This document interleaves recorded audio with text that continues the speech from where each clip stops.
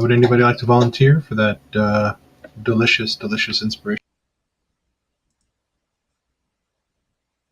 Because it gives me a moment to drink a little bit more tea.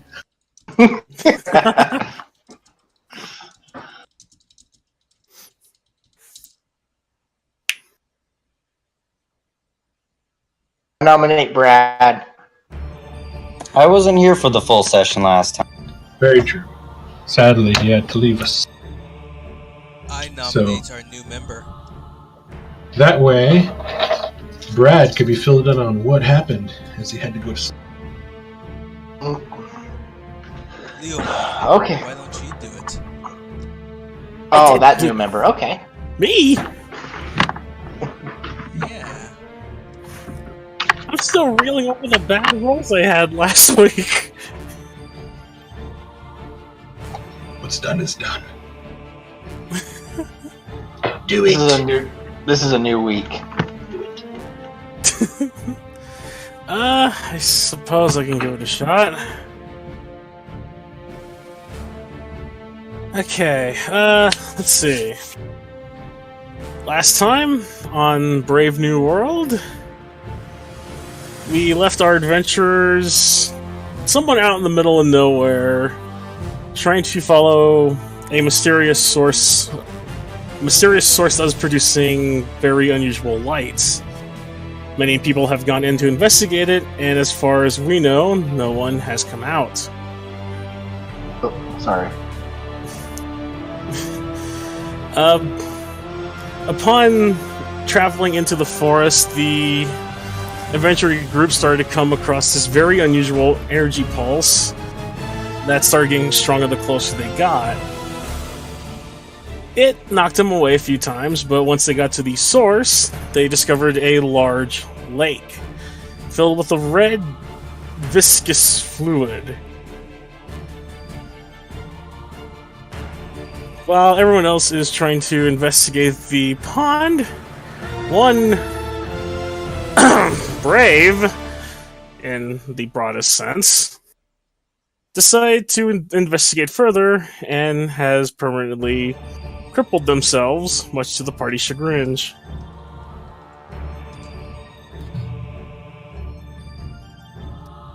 And just to make things bad to worse, upon finding a very strange lever and turning them to the right coordinates, the lake drained to summoned two very mean elementals that were fairly dispatched with the combined might of the team. After the dispatch of the elementals, strange writing was discovered, which Zarak was quick to make notes of, and had one of our fellow adventurers discovered the phrase to unlock a door that was seemingly hidden underneath the lake. As soon as the doors open, the adventurers rush in. Well, one rushed in, the rest rushed in after him, to discover a very weird building of mechanics, metalwork, leading down to the bomb, and a long staircase leading down to the bomb to a construct, which they inadvertently triggered. The fight was long, the fight was rough, but in the end, the team was able to take care of it and dispatch it. What was not expected, though, in the construct was a very mysterious figure who, at this current time, is laughing very maniacally. And one team member seems to know who they are. And that's basically where they're left. Very well done. Go ahead and give yourself. Bravo. This to extra. To be fair, I was actually fighting off my stutter that entire time. I'm impressed. No worries, you did a good job. So, as the final death blow was dealt to this large giant knight, and as portions of the armor itself began to sort of clang off just from the absolute damage being done to it, as you guys sort of gathered your bearings and kind of just completely ganged up on it and started to destroy it. Valeria, in particular, was finding her mace strikes to be very true. As it fell backward in this sort of spitting oil and hissing steam, the chest sort of opened and a small, lithe, hooded figure sort of leapt out, landed in a crouch, slowly stood up and turning, and just began to laugh. One hand sort of smoothly takes the cloak off the head, and what you guys saw was skin that was almost bark-like, traces of leaves. Although the bark-like skin has taken on a somewhat gray pallor, the leaves and flowers have grown sharp with thorns and have taken on these sort of deep red, orange, and brown colors of late autumn. And she sort of looks at you all with this large smile, her eyes just brimming with joy and happiness, and just says, "It's too late. They're already burning."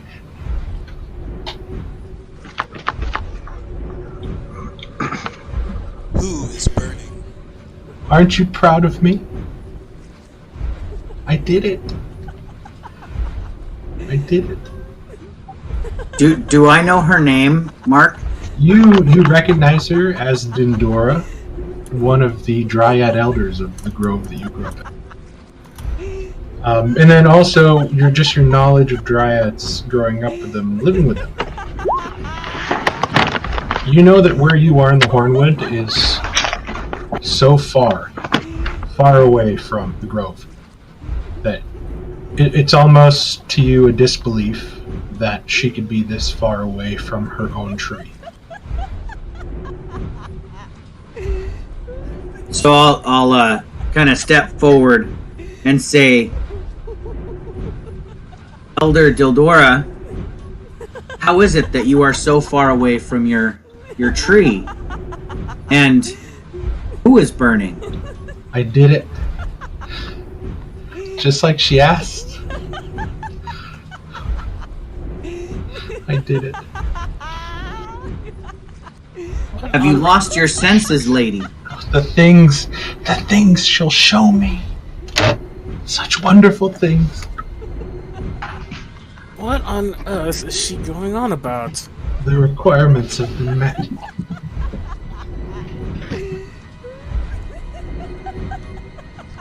Requirements for what? And for whom?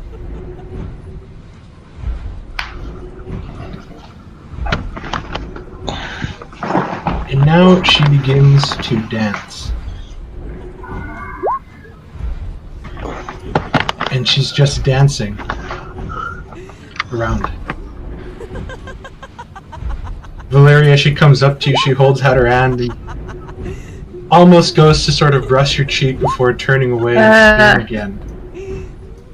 And she just begins to dance. I did it! Such glorious things. Mark, do I see the door that the Guardian was guarding? You do see a very large metal door. I'd like to go up to the door. Well, if I've learned anything, something that can be done can also be undone. I scoop What on- up to pick up the glaive. Okay, you pick up the glaive.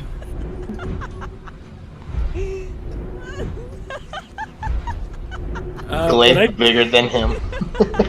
No, it's a standard sized glaive. The only reason it looked so large was because this titanic figure in black plate was holding it in one hand. Oh, okay. I was thinking But it was you watch massive. Stallion pick this up, and you see him have to use both hands to sort of wield this magnificent weapon.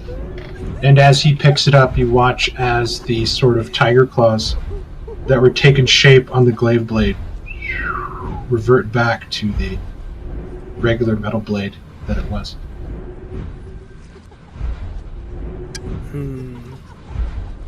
Sarah sent you a appear to know her. Like Valeria said, what do you think we should do with her?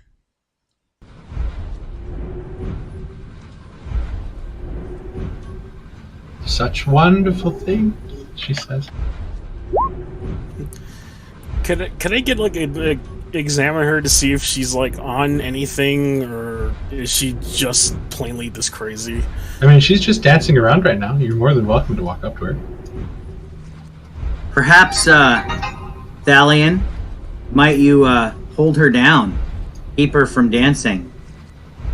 Maybe we slap her a couple times across the face to get her to answer any one of the many questions that we've already asked. Droman, she goes, and then her, like, the back of her hand caresses the side of your mask as she Do you spins away think it's again. possible for her to be enchanted, Zeriak? Remember, like, how the dancing room made you guys dance against your will? You think something's controlling her? Like Eucerius, maybe? Sure, enchantment magic is not my forte, but it's something that's common amongst the Fae.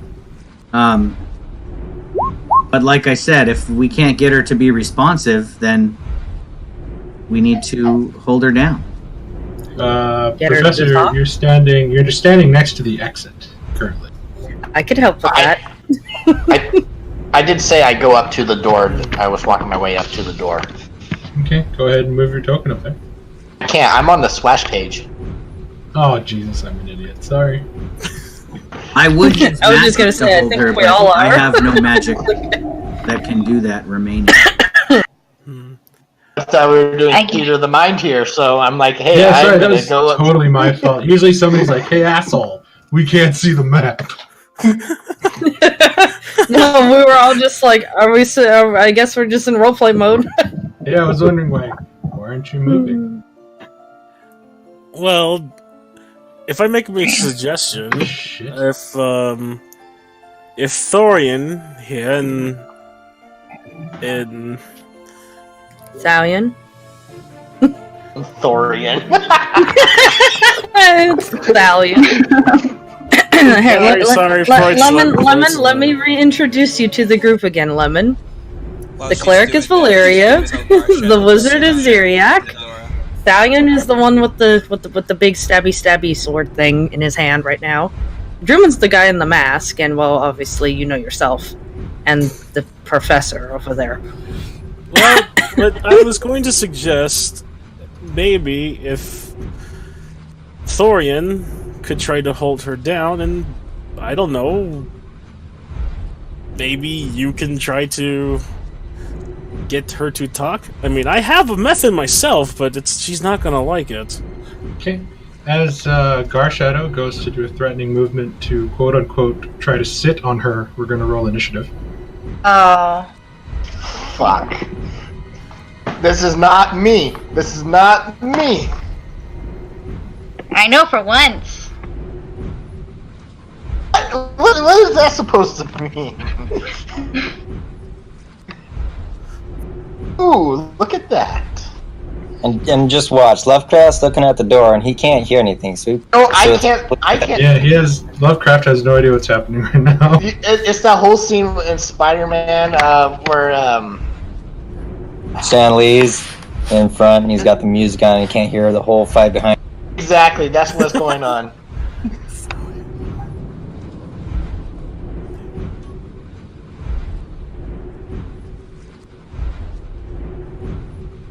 Did I beat everybody? Holy crap. Oh crap, I don't think I've rolled initiative. Make sure to click on your token and hit the initiative. Click your token first. Right. There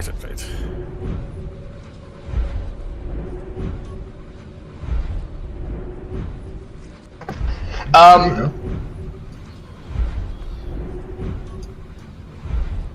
Do you want to go first, Leo? I mean, really, you're checking out the door with your action, so it really doesn't matter, Chris. Yeah, I mean, that's all I'm gonna do because I have no idea what's going on behind me, so I'm just gonna be checking out the door. Because technically, nobody really knows what's happening. The only person that knows what's happening is Thalion, who sent Garshadow towards the creature. Crap. So I wouldn't be able to see what she's trying to do right now, would I? She's just dancing around, and you're watching. You kind of saw Thalion point, and you watched as Garshadow started to like slowly do the lion crawl, like low to the ground towards her, as she was sort of dancing around Professor Lovecraft. And Is Valeria's spirit weapon still out? lasts for a minute or 10 minutes. I always get confused. I'm not sure. Well, I suppose what I can do is I will burn one of my level 2 spell slots to gain. 1 minute. Spiritual So weapon. it has long since faded. You can spend a level. So okay, so I guess I'm going first, and I'm just checking out the door because I have no idea what's going on. I don't even know there's a fight's about to start. Okay, give me an investigation check. I am trained in investigation. Fuck me. Come on, Chris, for fuck's sake. Not that trained, apparently. Son of Okay, a- so you do notice you put your hands on it and you feel that it is cold, thick steel, quite heavy. You push on it, it does not budge. But what you see is a sort of tripod lock directly in the middle that is very ornate with 3 separate keyholes. You have a bonus action and movement. I'm gonna stay where I'm at. It's kind of.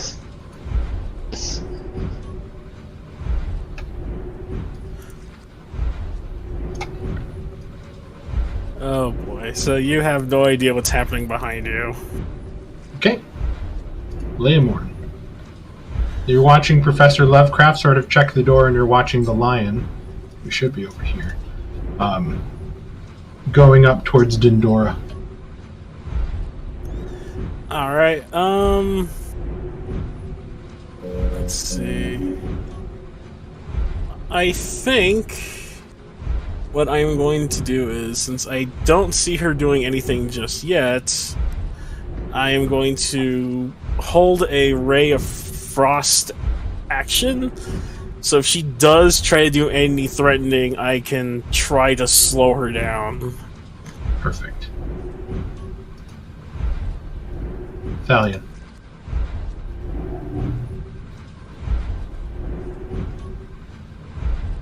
I'm just gonna circle around as I'm trying to keep her from moving too much.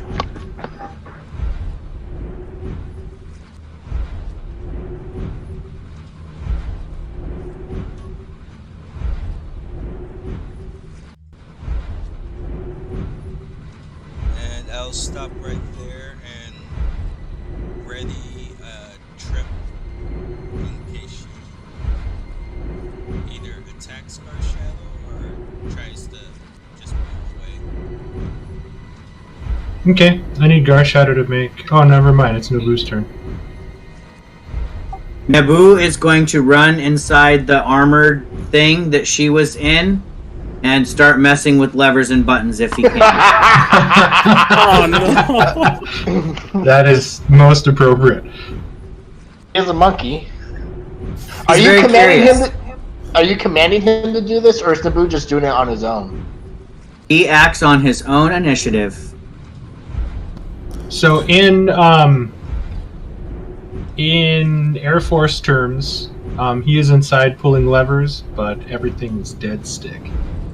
Yeah, that's fair enough. He's just kind of messing around. Maybe he can get it to come to life. He doesn't know. He's just He's pounding away, pulling on stuff. He's having a great time. He comes out and now he's in the astronaut jumpsuit because he's now a space monkey. Okay, I gotta say, this is the part where the ceiling collapses because he pushed the button. I need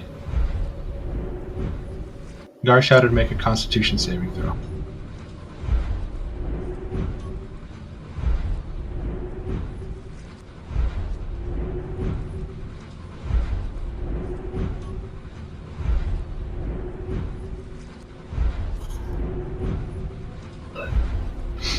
Oh shit.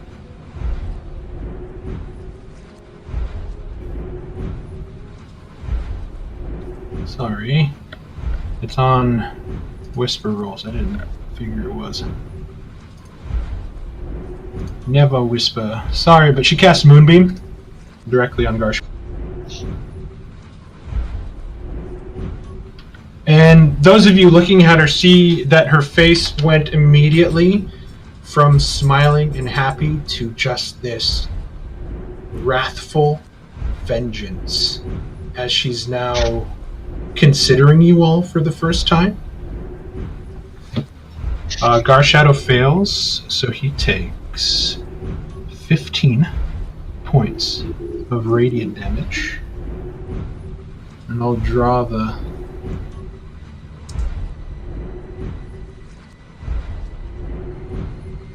Hey, Doug, it's one of our favorite druid spells. Yeah. I was just gonna say, hey, it's my favorite druid. Suddenly, Circle Garshadow of the loses his moon. shape as a lion and becomes another monkey.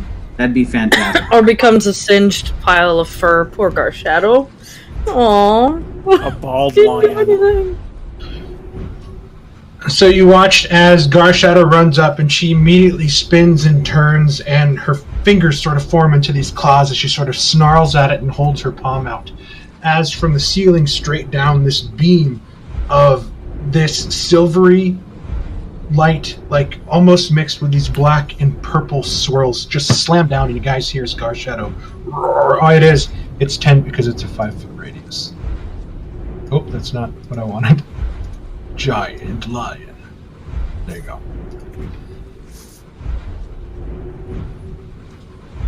Which triggers Leomorn's Ray of Frost and Thalion your trip. What's the spell? Alright. Moonbeam. Oh, it's just a 5-foot square. I think it's 5-foot radius. Okay, you definitely hit with Ray of Frost. Nice. Thalion, is there a save to trip? Click the damage below. No, it's just an attack.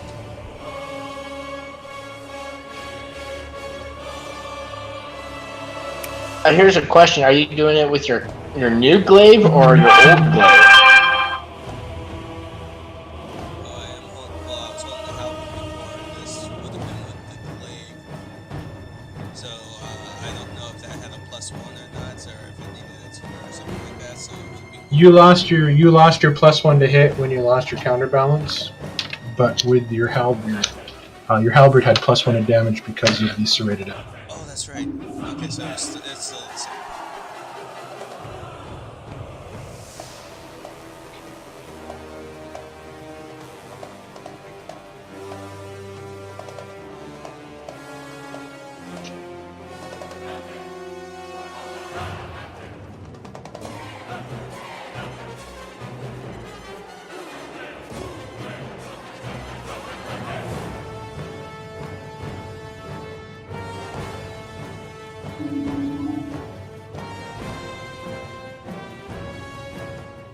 Okay, she gets knocked prone, and she uses half of her movement to...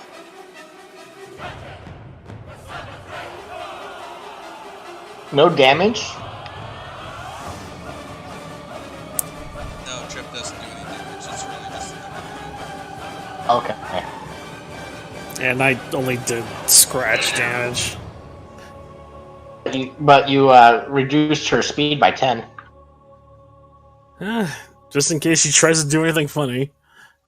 She's pulling out this sort of wooden club, and with her bonus action, she's going to cast Shillelagh on it.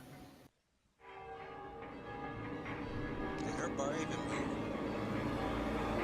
I just haven't done it yet. I was kind of freaking out.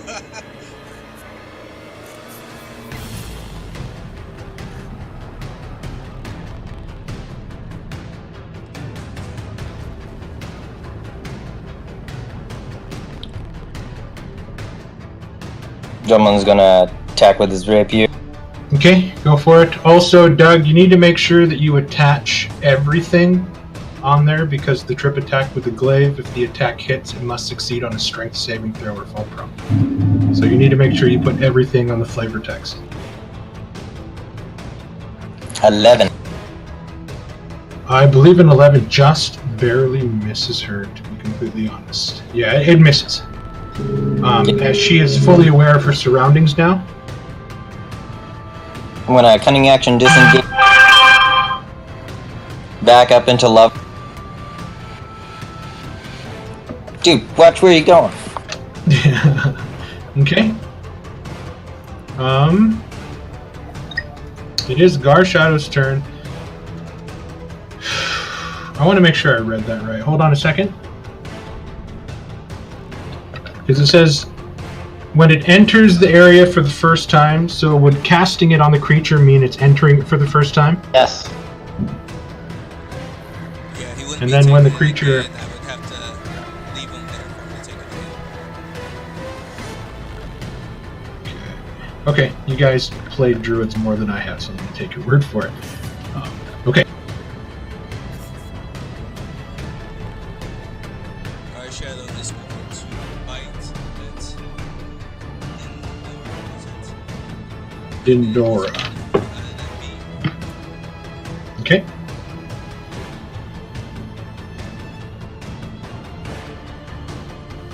Okay. 22 hits for 8 pierce.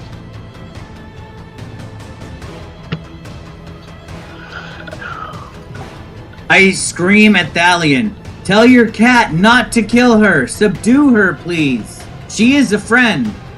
However twisted she may be. You'll get an opportunity Okay, she attack. makes... Oh, wait.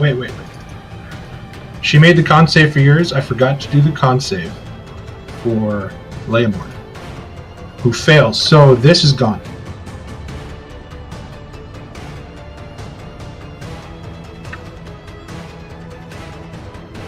So, you didn't have to move.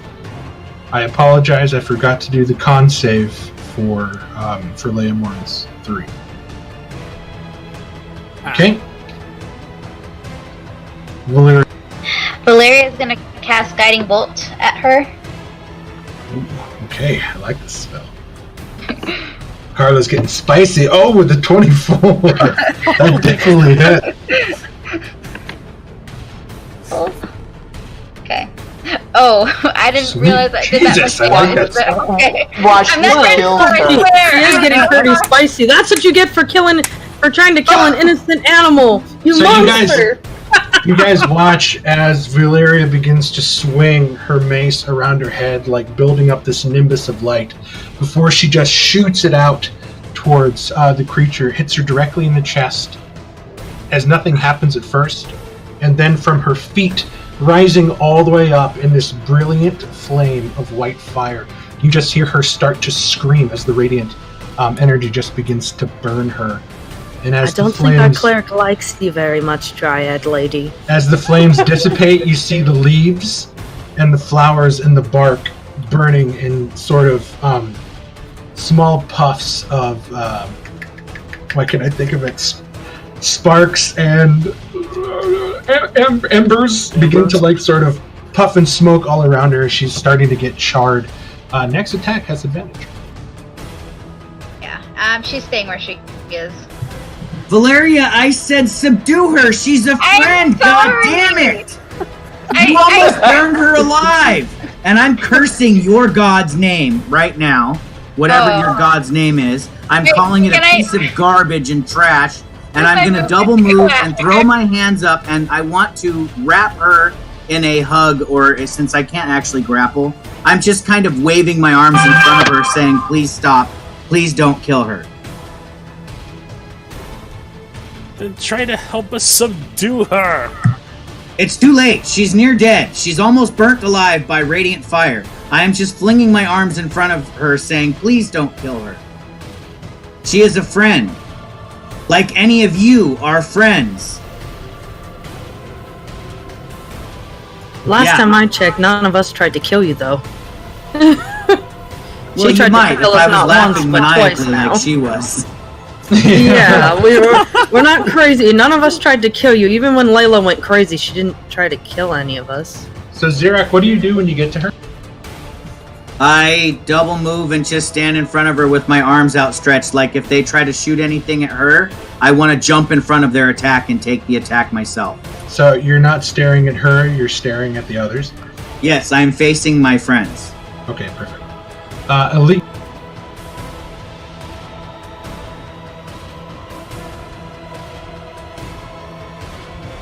I don't know what happened there, but you got cut off. Elise, it is your That was weird. T-Rex has been compromised.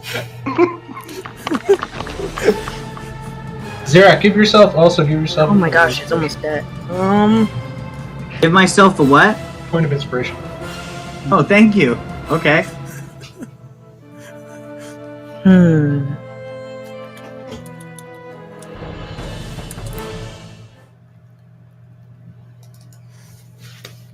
Well, does anybody have anything that could hold her in place? You're beginning to sort of try to wrap a spell in your mind to do this as Zerak shoots past you, quite fastly in a large panic, and he's standing like, in front okay, of you. Zerak, I'm not gonna do anything. It just, do you know how to perhaps make her stay there? I already explained this when we started the encounter. Oh yeah, you're I'm already holding her, right? I'm out of magic that can do that. I spent all my magic in the fight against the guard. Well, she is your friend. Elise isn't going to take any action. I had also asked Thalion to grapple her, but he didn't listen to me either. Yeah, well, that's why Elise was like, well, maybe we could take her. I asked Roman to save Valeria. He didn't listen to me. Nobody listens to me. I'm the smartest human on the goddamn planet, and nobody listens. I say Valeria. Zerak, Well, maybe somebody was what triggered her to attack.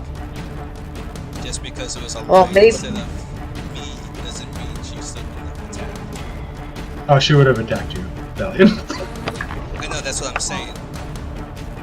To Zerak, he's thinking that I didn't do what he did. If Layla had gone all wolf on us, we would not have killed her, we would have subdued her. I am treating this woman the exact same as we would have Layla.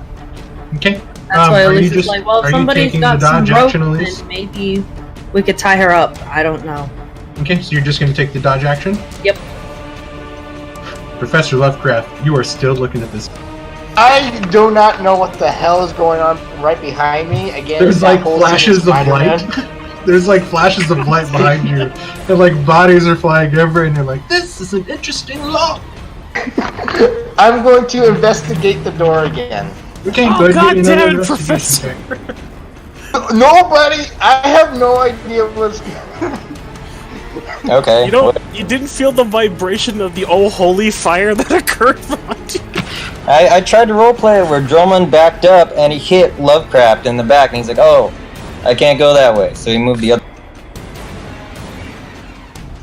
Oh, I didn't know you did that. Okay, What go did you ahead. say- what- Go ahead and give me a investigation check if you're going to investigate it. Okay, so this time you focus on the lock a little bit more than the wider door, and you begin to look and you start to see very light, almost imperceptible engravings running from lock to lock that form a pattern. And you begin to deduce that the top one must be turned first, followed immediately by the left, finishing at the bottom right of the triangle to successfully unlock this door. Okay, so it looks like these holes, I need like a key. It's not like a safe dial, right? It looks like you need a key. Okay. So I turn around like, hey, I need, what the hell's going on? By going, Xerox trying to protect Dendora, and everybody's like threatening. I'm like, what did I miss? Sure. Could we sign, her, trouble, knockout? Can we do something like that? Is that the end of your turn? I do not have any. We put the hands to the side like sleepy, like make her sleepy. Not Put her have to sleep. All my spells are have any bonus action stuff. Okay. Honestly, nothing I can do. Ah, crap. Okay. Well, first off, I'm going to burn a level 2 spell slot to gain back some sorcery points, because Lord knows I need it. Because I burned them all in the last encounter.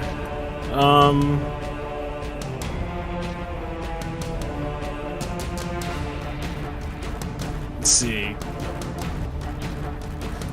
I'm trying to see. So, let's see. There's Zeriak, there's Corruption. I'll probably gonna yell out. I'm not sure if Thalion can hear me, but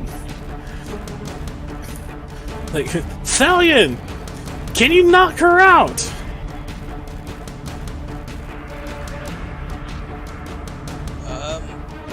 Last time I tried that, I think I killed the person because of my strength. Well, that was because you hit a prone person with advantage. So this might be a little different this time around.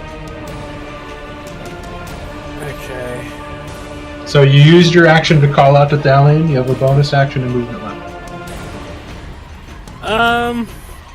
Yeah, I'm probably gonna move up a little bit closer. Okay. Alright, is that the end of your turn?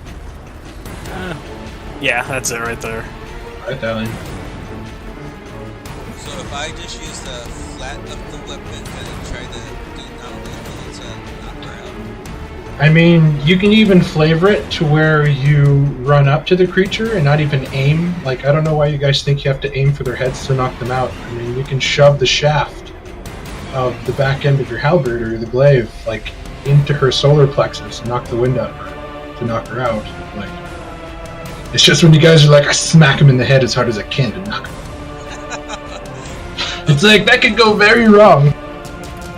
Okay, so I'm gonna try that so I can be in Zerik's favor. I'm just trying to kill her anyways.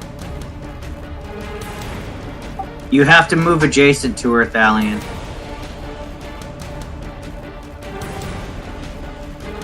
So pretty much you're spinning the glaive on the half den, you're running up 5 feet and just trying to jam it into her midsection.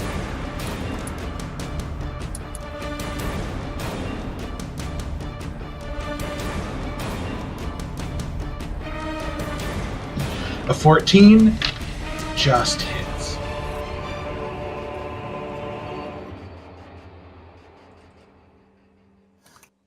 Zeriak, you feel a hand sort of gently touch your shoulder before it grips tight and stiffens and then goes slack.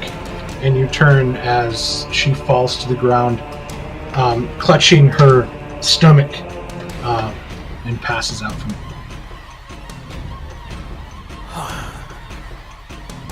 She is I still thank alive. you. I thank you, friend Thalion, for not murdering my friend. My intentions were never to murder her. Guard Shadow was merely going to sit on her, but she burned him, which you know Guard Shadow.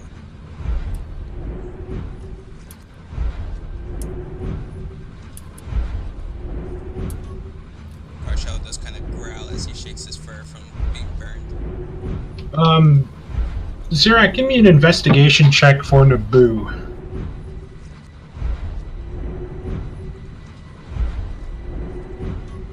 I do have rope again. I'm gonna lean down and tie her up. Damn it. Okay. He's still having a good time. You're actually watching like small pieces of things come flying out of the chest compartment, and kind of tink and then roll.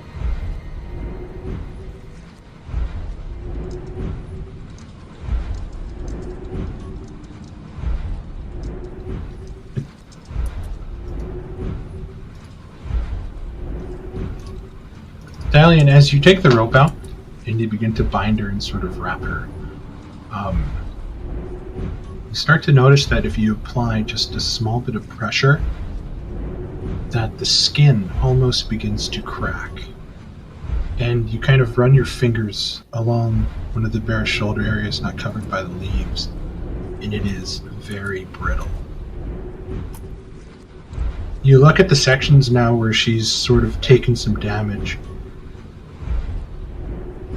and it's really hit her hard. Even the place where the frost hit from Leomorn's first attack, and then the area that's still sort of badly singed and dried from the guiding bolt.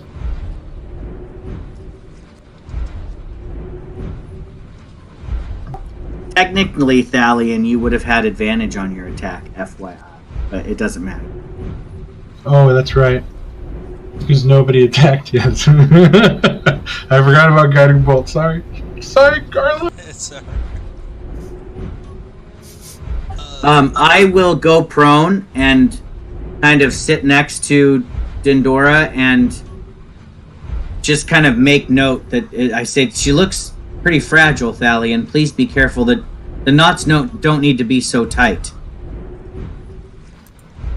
Is it normal for a fey creature's skin to crack like this?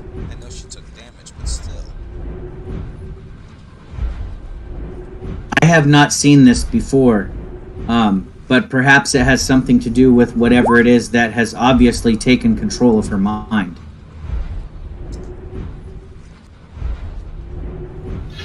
And now as you sort of watch her, Zirak, and just sort of generally take care of her and kind of put your hands on her cheeks to like feel her pallor, you begin to like see like her head is shaking from side to side, and you're watching her eyes move in like rapid succession, and her face is twisting with different emotions, from incredibly frightened to joyous to wrathful to meek. At some point she looks like she's going to cry before she grits her teeth in like a sort of vengeful glare, and words sort of spitting in and out. No, don't! Oh, the things they show me, I did it. And she's just this sort of... It's that sort of weird bipolar ghost scene that you see where the heads shake really fast and then it stops and says something and shakes really fast. And it looks a different direction with a different sort of face and sound. I sense great conflict within you. I Sorry, see that's that on her The face. Star Wars quote. How feel you? High five. High five. High five. Yeah. So I will just kind of rest my hand on her cheek and kind of tell her, kind of be soothing and say, it'll be okay. When you awaken, everything will be okay.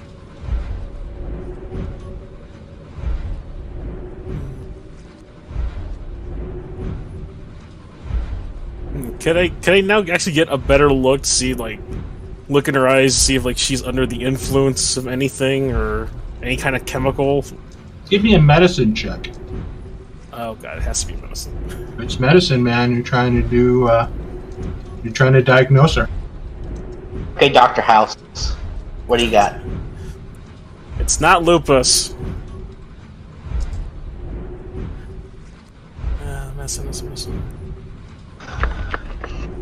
Okay, not bad.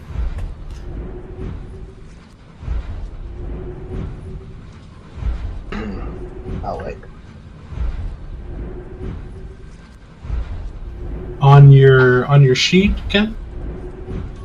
No, the token on in the game. I mean, I guess both, but just until the swap occurs. Oh, here, let me, I'll just toss a picture on there now really quick, and then just kind of move them off.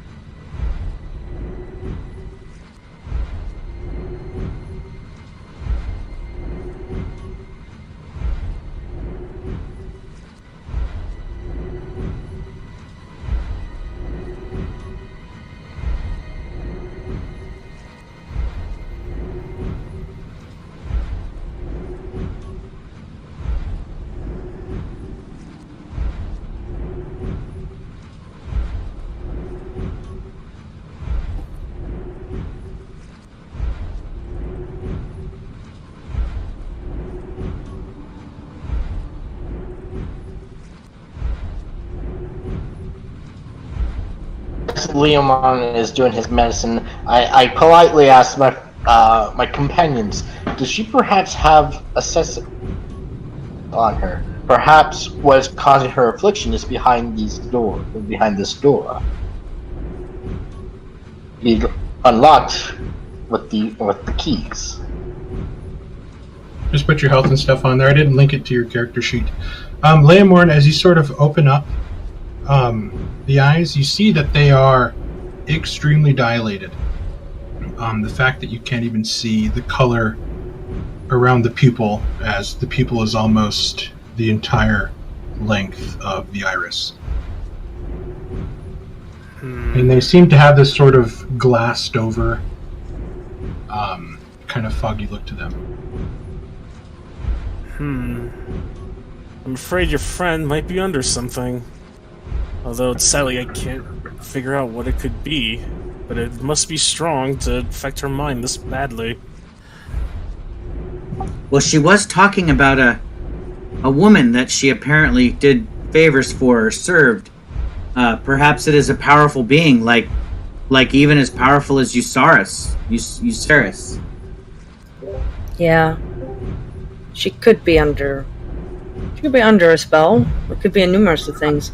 It could be a It has drug. to be something strong, Maybe or something drugged her and made her go crazy. Whatever the case something is. caused her to be able to leave the grove. Yeah. Which no dryad that I've known has ever been able to do. So Exactly. she's far away from her tree. Maybe that's also why she's maybe a little crazy, or well, That's a crit, Mark. we definitely established that she's not herself. With a victorious sort of you stand up and you see that he's jingling this key. And he's kind of like jumping and standing and sort of like dancing with his vest and hat on.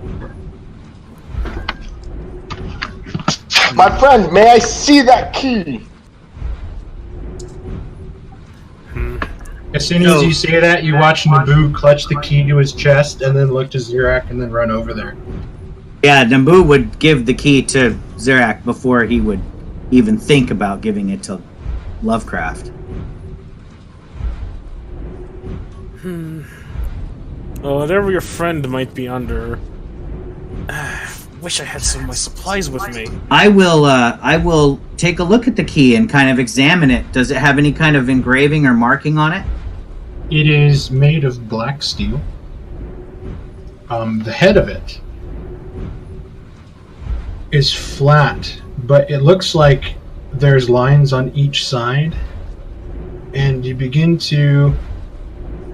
with your 20 intelligence, you kind of look it over, and you immediately grasp the back, and you start to turn it. And as you turn it, two flaps begin to extend out of the sides of the key, almost like wings, making a sort of tripod area.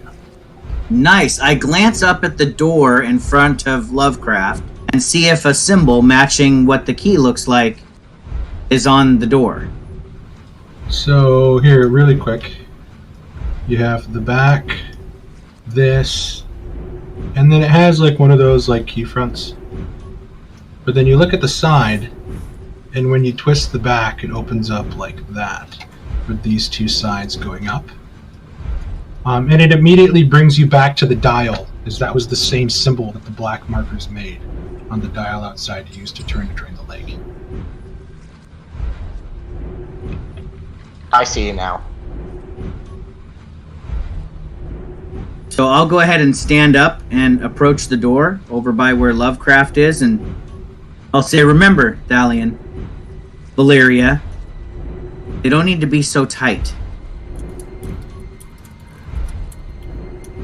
I kind of look at Valeria like, tight. The rope Just the knots. And you probably The wouldn't knots on- understand I wasn't even looking at the rope at that point. I was downing a potion. She's under some influence. I don't know if there's a way for me to trust her. If I had my supplies on me, maybe I would have an antitoxin.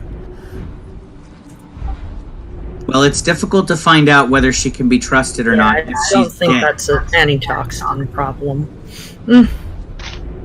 But it might be.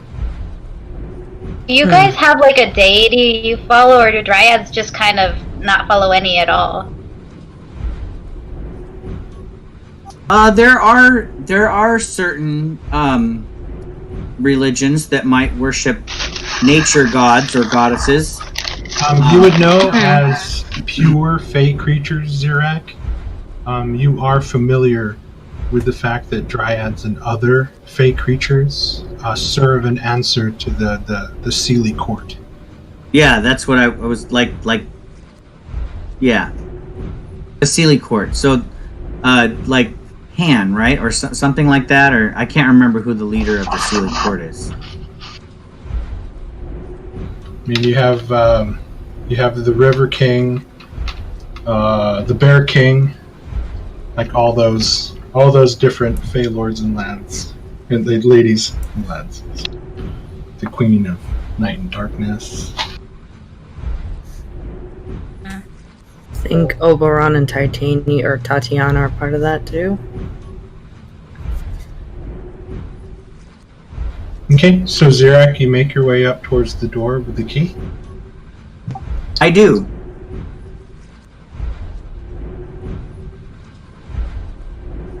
Technically, I guess I'm standing shoulder to shoulder with Dromond, but you wouldn't see me if I did that. So I'm kind of just in between Lovecraft and Dromond, and I'm kind of holding the key up to the door to see if it matches any potential symbols or markings on the door that the key might fit into.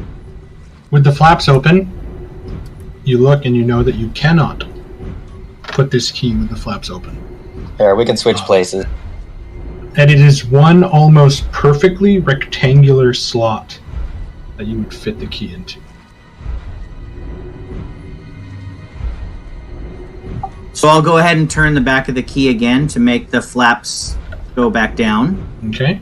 And then I will try to slide the key into the rectangular slot. I grab his hand before he does. I slap it away. I don't need any assistance from you, old man. I can handle this myself. He can't hear you, remember? That's why I mean... You're looking at all these weird, intricate designs. Sorry that I can't draw with my mouse. I said, okay, and I back away from the door. He was brave by the lake of blood, so much so that he dunked his head in it, but I stick a key in a door and he runs away like a little child. Which one do you... Which slot, as what I've just drawn on the map here, which slot do you put in? Oh, okay.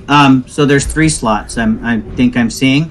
I will stick it in the top slot. Okay. You stick it in the top slot, and you try to turn the key first, and it does not want to budge. I remove the key and think to myself aloud that it would be so much more helpful if we could ask our dryad friend. But I'll go ahead and try the bottom right slot. Dromond's gonna think about, maybe Lovecraft would have better luck, because he's what? Because he's smart.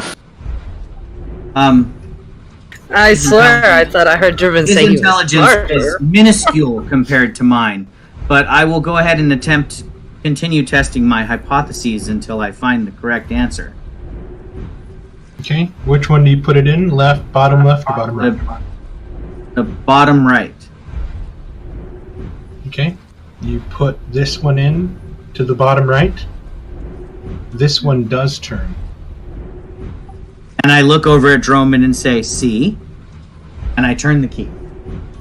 You turn the key, and you hear a grinding noise.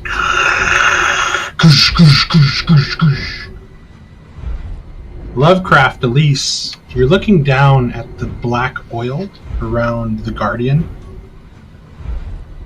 and you're watching it start to seep back into the armor. Oh no. Guys, is it Can I... normal for black ooze to go back inside of a dead thing or a destroyed thing? I don't know what this thing is that we were fighting, but the goop's going back in it. I'm getting one of those bad revive vibes, if you know what I mean. Perhaps an interesting side effect of the key itself. I would like to see if I could push on the door. Does the door open with the key The turned? door actually does not budge as you turn this. Okay, so I will unturn the key and remove it from the slot if I can.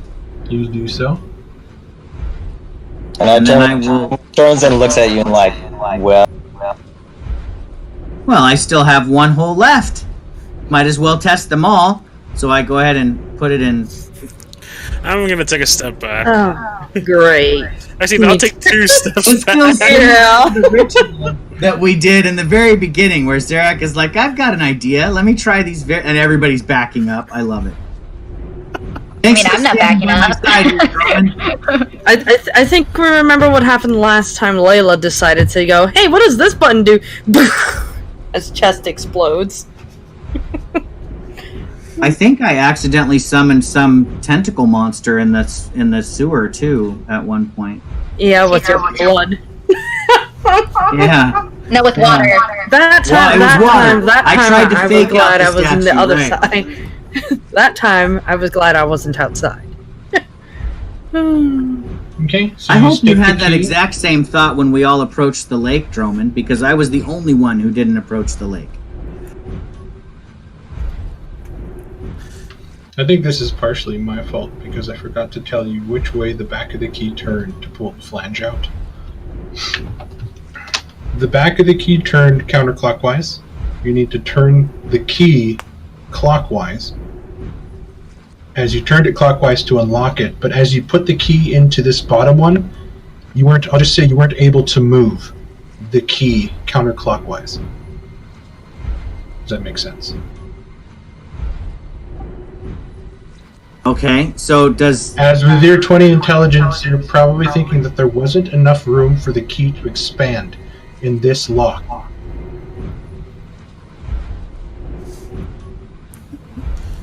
So if I put it in this side, and the flaps come out, then it will expand if I turn it clockwise. Can I look over at the construct to see like if anything's changing or if it's staying as a heap? Well, I mean, you've noticed that all the oil on the ground is gone. Huh. Yeah, I'm gonna keep my. I'm gonna run up and put my hand on his hand and telepathically say, "You should stop before you kill us all." I put my hand to my ear and pretend like I can't hear him, and I shove the key into the bottom left lock and turn it. Okay. Then I start leaving. I leave. Like I get out. He can take a lot of move and actions before anything happens, can't he? He's like super fast.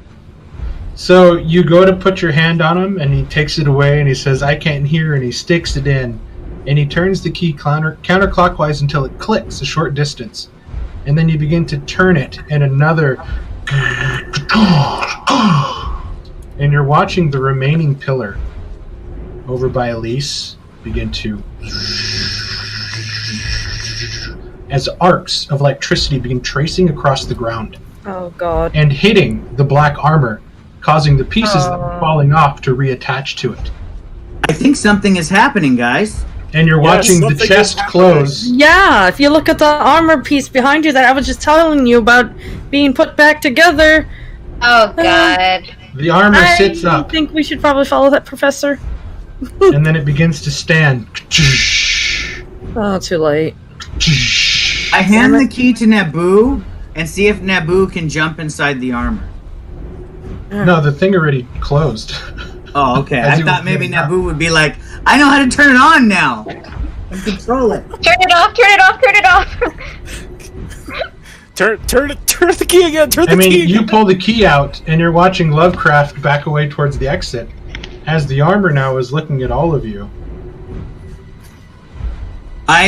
Does the key have to remain inside the lock? Again. If I remove the key from the lock, does the armor stay active? The armor is reanimated.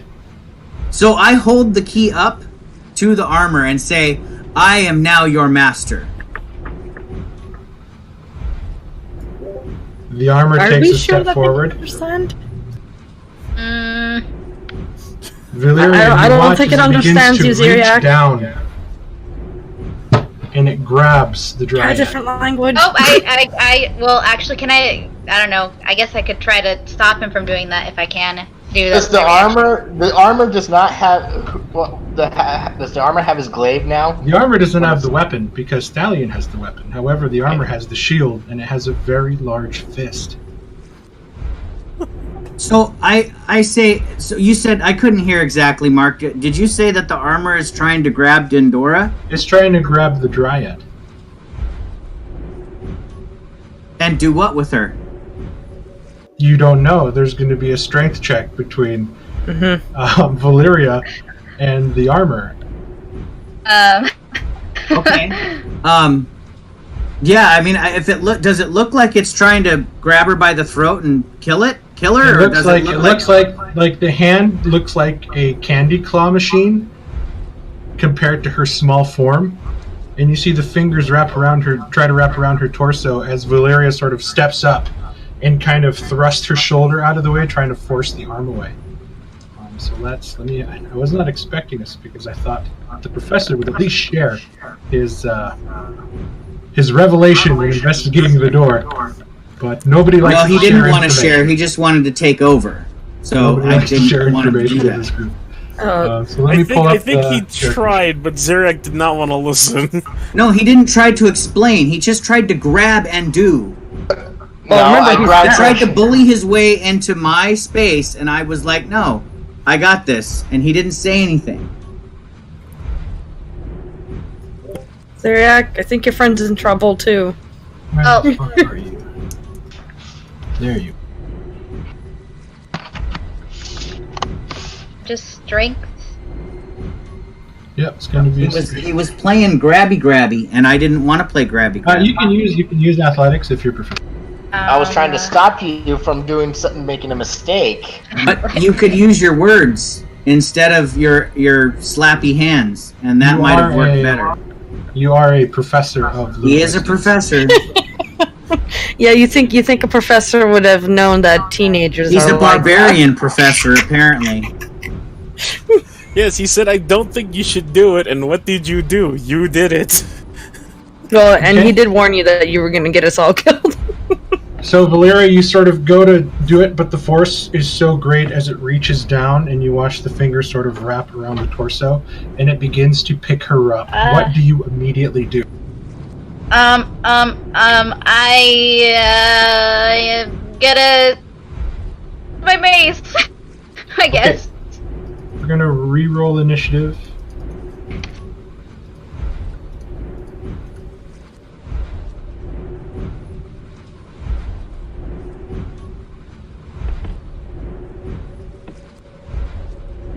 Ah.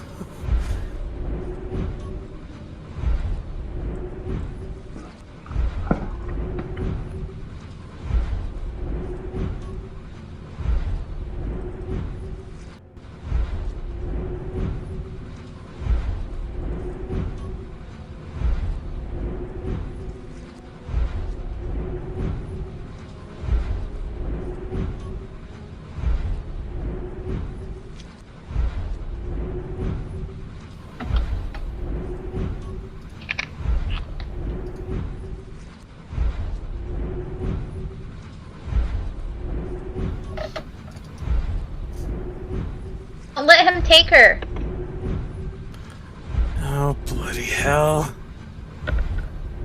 I don't know what. Sorry, it's just a. Drummond, you hear Valyria sort of call out, and you're watching the creature now, hunched over, arm around the dryad, trying to get ready to pick her up.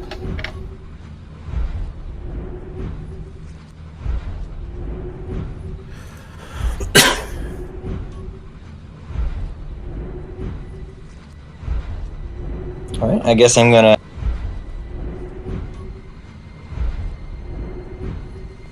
I'm just gonna try and cut the hand off of the guardian, see if I can get it to drop. go ahead and give me an attack. His AC is still down 1 from the previous fight. Oh boy. So you go in, and the arm shifts ever so slightly, pulling the Dryad into your vision, in the words of Valeria saying, "Don't let her take her, don't hurt her." And you sort of, at the last minute, try to go, and you just skim off the armor as you had to quickly move out of the way. Cunning action disengage is going to take. Zarak, you're turning around now, and you're watching the Dryad starting to be picked up by this large, almost reconstituted black armor. It's still heavily dented, still heavily scratched. It does look somewhat repaired, but like almost as if somebody tried to repair it with duct tape. You have the idea that maybe something was missing to fully animate this. I'm guessing that it might need the key to be fully animated. And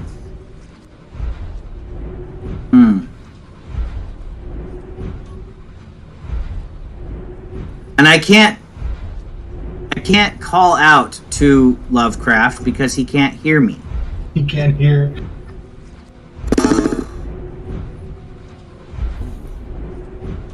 Okay. Whose turn is it? First. It is yours. I hand the key to Naboo and tell him to take it to Lovecraft. Okay. And end my turn. Alright, so Naboo will scurry over towards Lovecraft. Lovecraft, it is your turn. Or if Lovecraft approaches me, but I basically, you would have seen me hand the key to Naboo, and I'm going to stand by the door, and then I expect Naboo to deliver the key to the professor.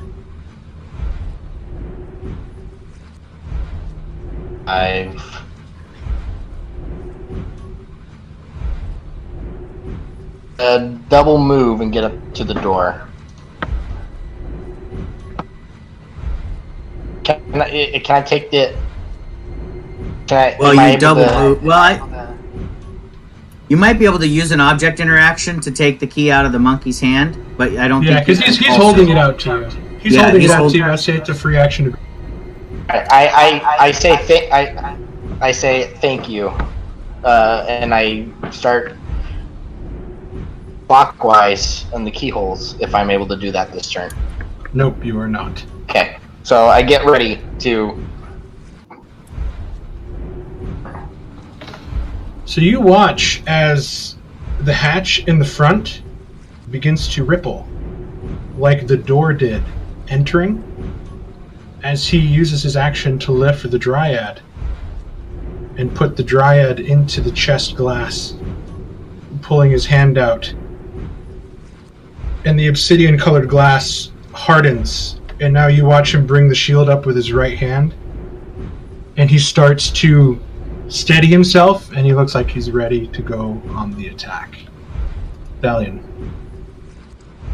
I'm going to swing twice to see if I can stop him before he can do any damage. Okay.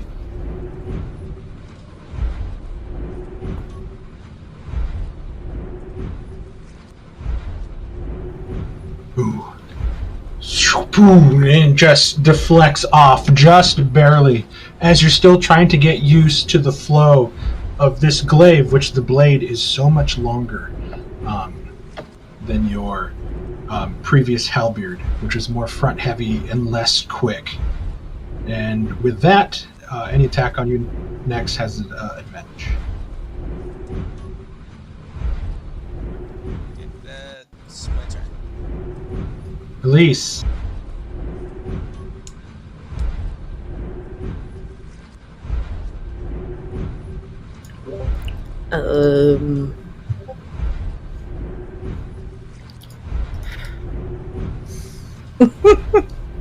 Elise is just like, great, not this again. Oh, well, she's going to, where is it? Vicious Mockery it, since it worked so well last time. Okay.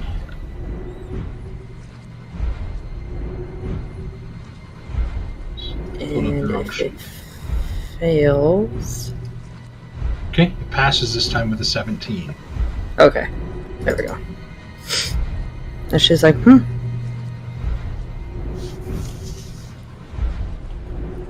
And then, that's right. Blank. Okay.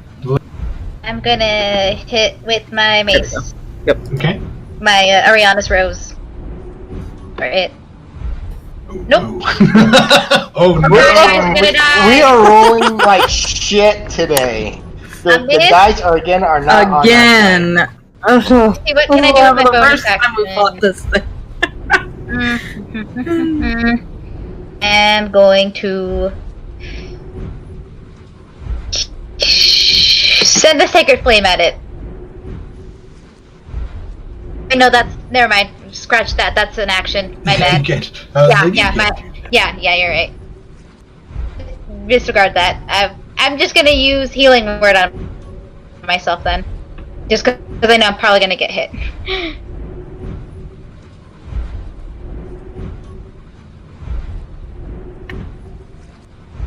Okay.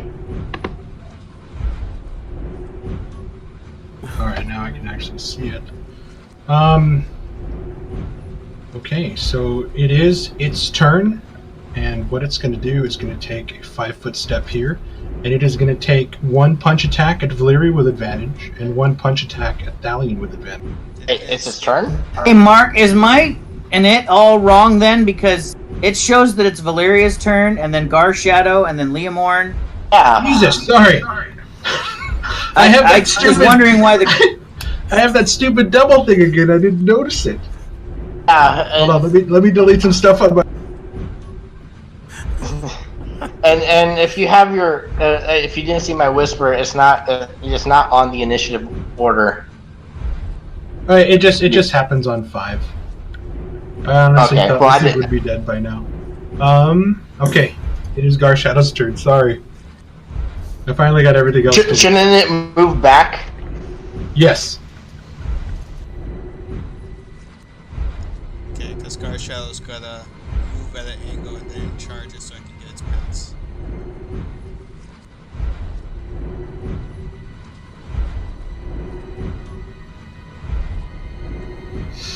I'm not going to do it. Okay, go for it. But It still has reach.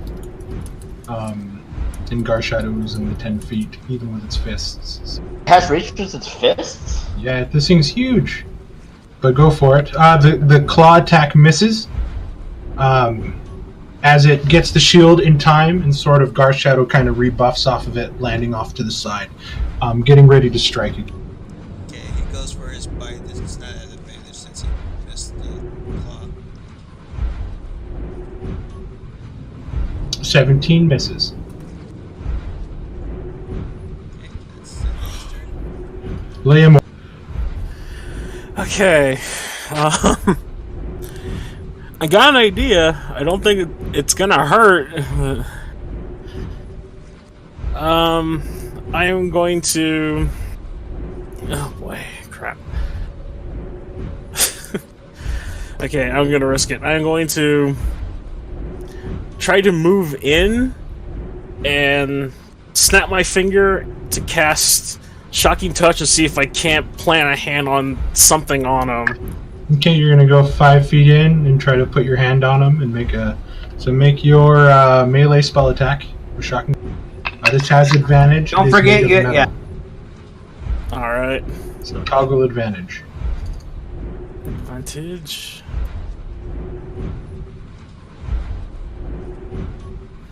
Oh yeah, I think this thing's dead no matter what.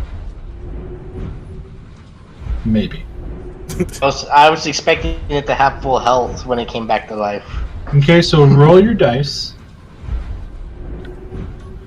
So shocking grasp is that's 8 plus 3. Correct, Zirak? Is that how it works? Yep, that's how I do it with my playtest rules. Okay, so 8 plus 3 for a total of 11. As we're going to try out something new and see how it works. Oh boy. If only the 6 was on the other side, as it is barely standing.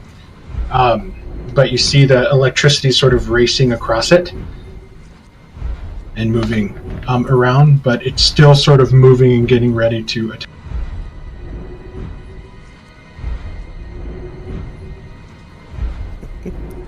You gonna stay there? I'm probably going to move back as best as I can to. So hopefully you guys can see the hit points right there. Okay, go ahead. So, probably about right here.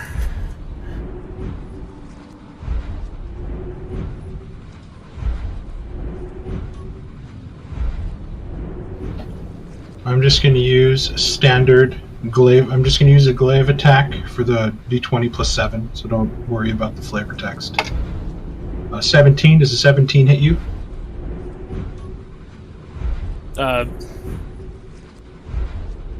Me? Yes. Mark, does he doesn't have a reaction. Oh, because sorry, it's Shocking Grasp Grasp. reaction I away. always forget that part of that spell. That's Never why mind. Shocking Grasp is awesome. Leomorn is at the end of your turn. Yep, that's it. That's all I'm gonna do. Naboo. Naboo is gonna step up to the creature if it's not down, and I'm gonna ready a Shocking Grasp from Naboo's hands. Okay, that's a finish. Super shocking slap. He has to actually. Basically, Naboo's holding his action until my action because I have to cast the spell through him. Droman could take him out before I go.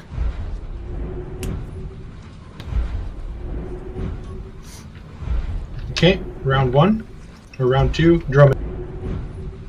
Oh wait, sorry, because I didn't add it in. At 5, the pillar here. Instead of attacking the 2 around it, you watch as another arc of lightning and hits the creature.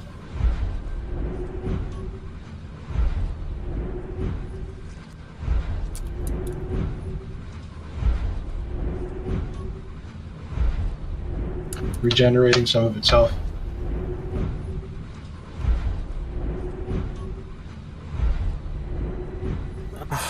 Now it is Droman's turn. Okay, we're gonna try the rapier again. Okay.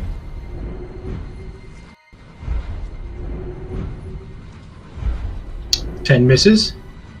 Connects and disengage.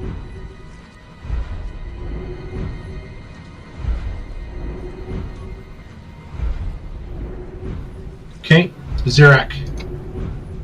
Alright, so essentially I'm channeling Shocking Grasp through Naboo, so Naboo's action would trigger, so I'm gonna do Shocking Grasp through the monkey. Let us fight. Let them fight. That 20 hits.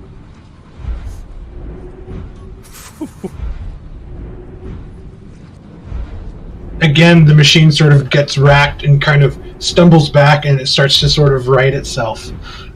You're noticing now that the movements are a lot jerkier, as you can probably imagine that there's nobody inside actually controlling it. Going in Professor this Loveprop. order, I actually screw my monkey because I can't move away. Awesome. I'm gonna move. Wait, I can't move because my readied action was to cast the spell. Never mind.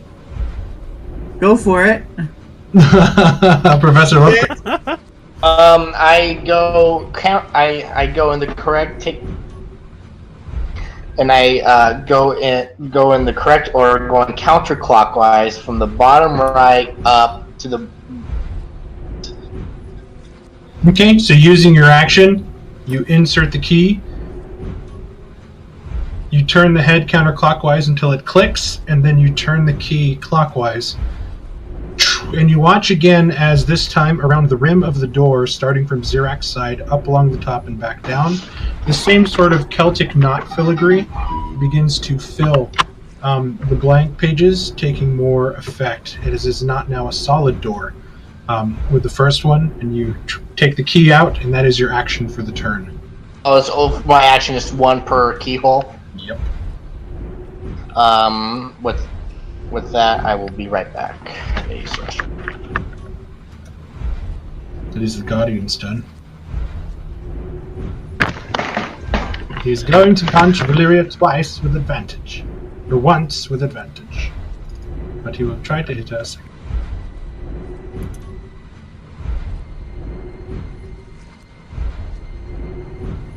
Never mind the name.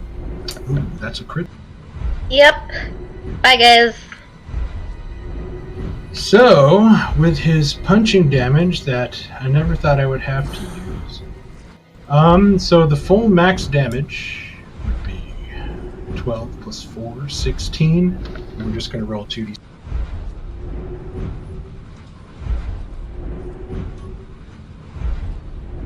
16 plus 11, 27 points on the first hit as he catches you right in the face. I'm down.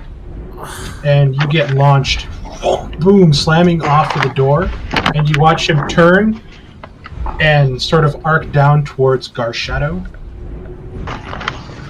Never mind the name of the glaive. That's nope, normal. I'm going to roll it again for a 26. Yeah, that hits. Player, I want to remind. Oh, sorry.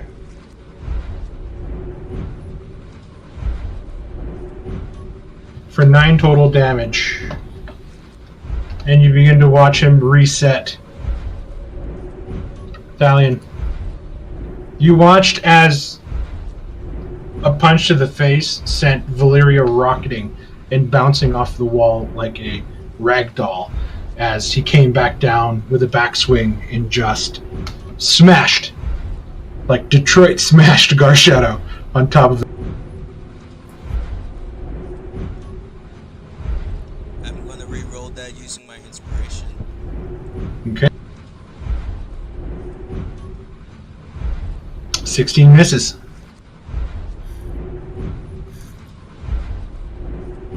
I was hoping you were going to use your inspiration for advantage on your next attack, but the 14 misses as I could do that.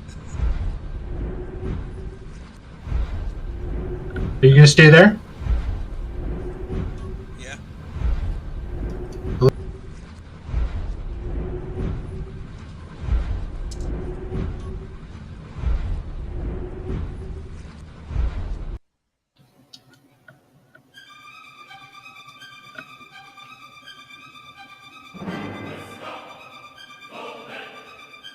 I'll actually play the music now. I thought this would be over. Marcy, are you there?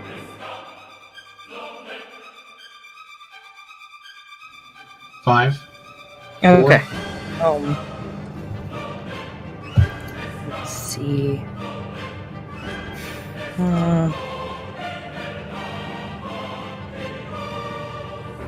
Okay. Since it worked so well last time, I'm gonna drop a shatter. At second level, right. Let's see if I can Link the spell. draw it.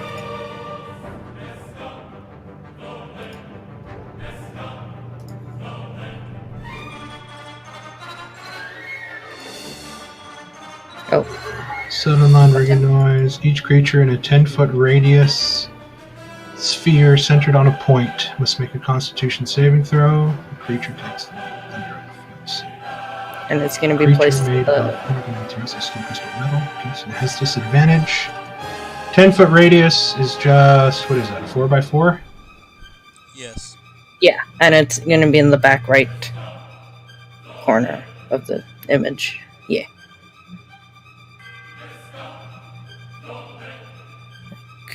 Right. I wish I knew how to ping the thing.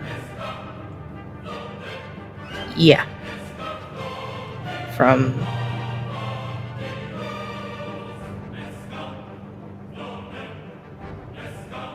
I'll just go with that. Okay, has disadvantage on the save. That's not centered on a point. The point is the bottom left-hand corner of the token of this guardian.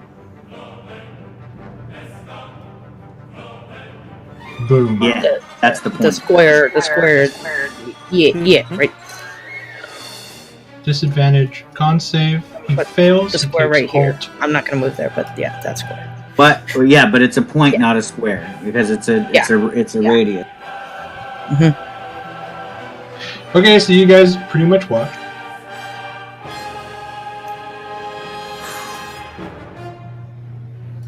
This armor get blown apart at the seams, showering everybody kind of around it in oil, and the body of the Dryad just drops to the ground in a heap.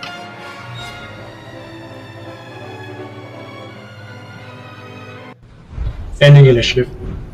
Sorry. Oh, you said end initiative? That's out of initiative. It's over. I drop down and use a regular health potion on Valeria. Okay.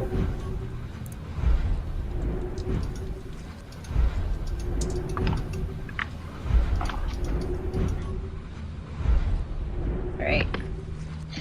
I made sure to delete everything this time. Alright.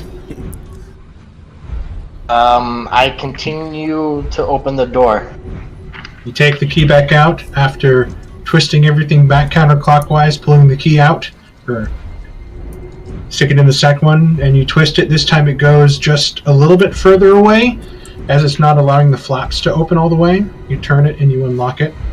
The side panel on Zirak's side, more of the sort of Celtic knot filigree begins to sort of engrave itself onto the front of the door.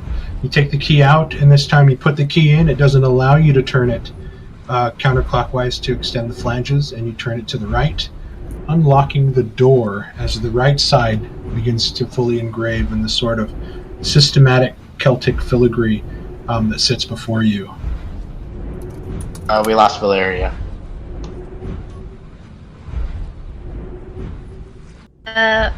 You did? Okay. I'll just wait for it to load again.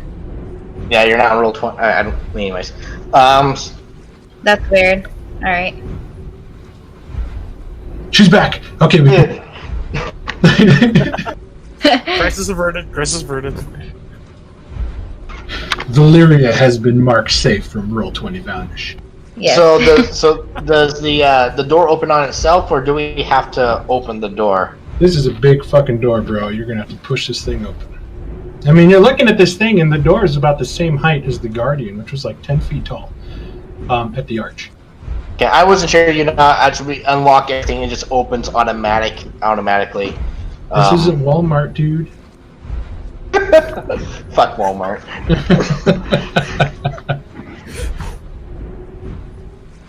Okay, so I'll say you and Zirak sort of have this intense, silent stare down at first. Before, like, you kind of, like, utter curses at each other silently. How's And then both of the you- drive? Both of you push the door open. And you reveal something kind of amazing and kind of scary at the same time. The door opens to an extremely small alcove. Ringing the alcove at the corners is something that I can only describe to what you guys would notice would be like Tesla coils. Except these look bent and out of shape, and they are emitting sparks.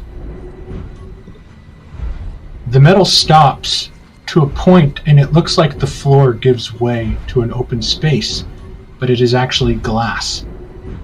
And you see floating in the middle of the room this round sphere. Where are you? Where are you? Hold on. And then every inch of the wall and the ceiling of this chamber, you look and you see what seems to be almost like metal tubes and piping, kind of going everywhere. But you notice that as you step into the threshold, the mechanical sound is muted and dimmed. Well, not you, Zirak. I keep forgetting you can't hear. You watch the sphere before you as it just phases chaotically from a rich crimson to a deep blue, flashing a brilliant violet, and then muted down to this sort of pale gray as it just phases in and out of these different colors. And you look as these star-like bubbles and apparatuses kind of around it flicker and burst in this rapid, disorienting succession.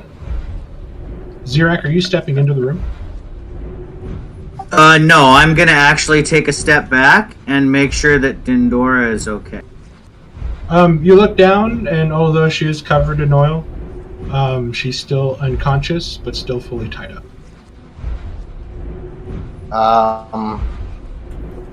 She's nervous alright, right, about- Ziriak? I'm nervous about leaving her here by herself. Can we take her with us if we continue to explore in this place? Or should one of us stay with her? I actually would have suggested the same thing, but I'm thinking between me and Valeria, who are in the front, we may need a moment to bind some wounds and rest. It does seem to be generally safe in this first room, as long as we don't trigger.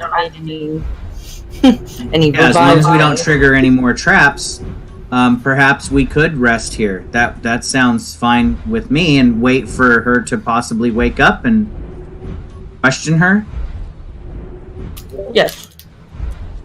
Yes. allowing Valeria and Thalion and maybe even Garshadow to rest a bit.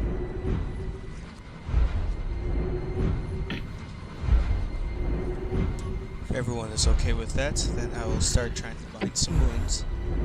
Drummond, as you step into the door, and the mechanical sounds mute, you hear this sound that almost it causes the hair on the back of your neck to stand up. It's like squeaking styrofoam together, or rubbing a fork on a porcelain plate. But it is constant, this out of tune sort of musical chord that just seems to be playing eternally. It's sort of tearing at your patience and sort of trying to pull apart the tethers that kind of bind your mind to this reality. And this ovulating ball just sort of moves in shapes and phases as these small stars dance around it and pop erratic.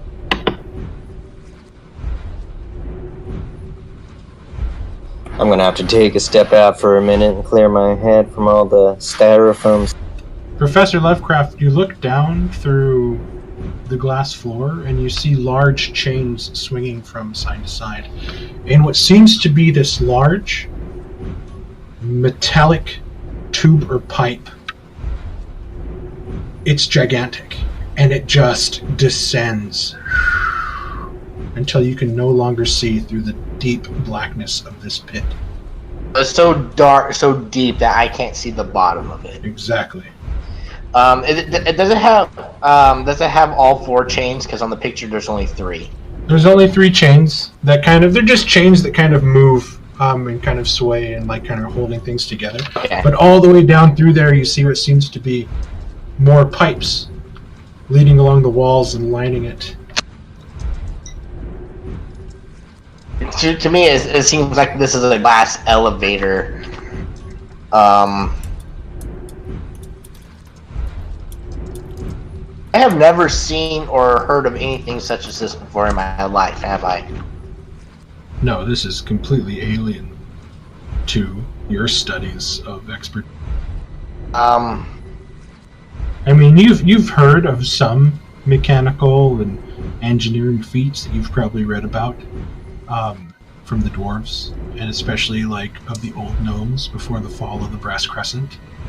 But this is immense. Okay.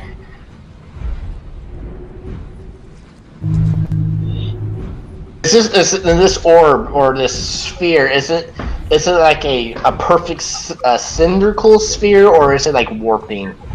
It is warping and chaotic, and the lights are just flashing this sort of disorienting strobe.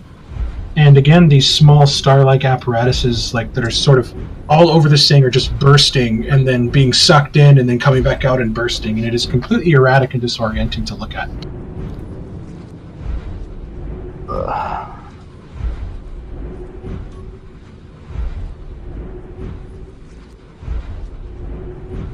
I'm going to go up to this corner here, and I'm going to study it. Maybe it has something to do with the spore. Maybe I could to control it, or...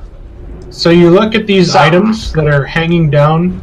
There's 4 hanging down at each corner, and then there's 4 on the floor, and all are angled up, or angled into the center over what this is. But you look at each and every one of these devices, these Tesla coil-like protrusions from each corner into the center, and each one is smoking, and it's fizzing and popping, and you see small sparks coming out of the ends. Some of them look extremely distorted and broken. Does it look like somebody took a hammer to it, or does it look natural, like it ran out of juice? It looks like they were physically broken and magically broken. And you just see this dark, coalescing, chaotic chunk of magic that seems to be almost sort of kind of growing a little bit bigger and bigger.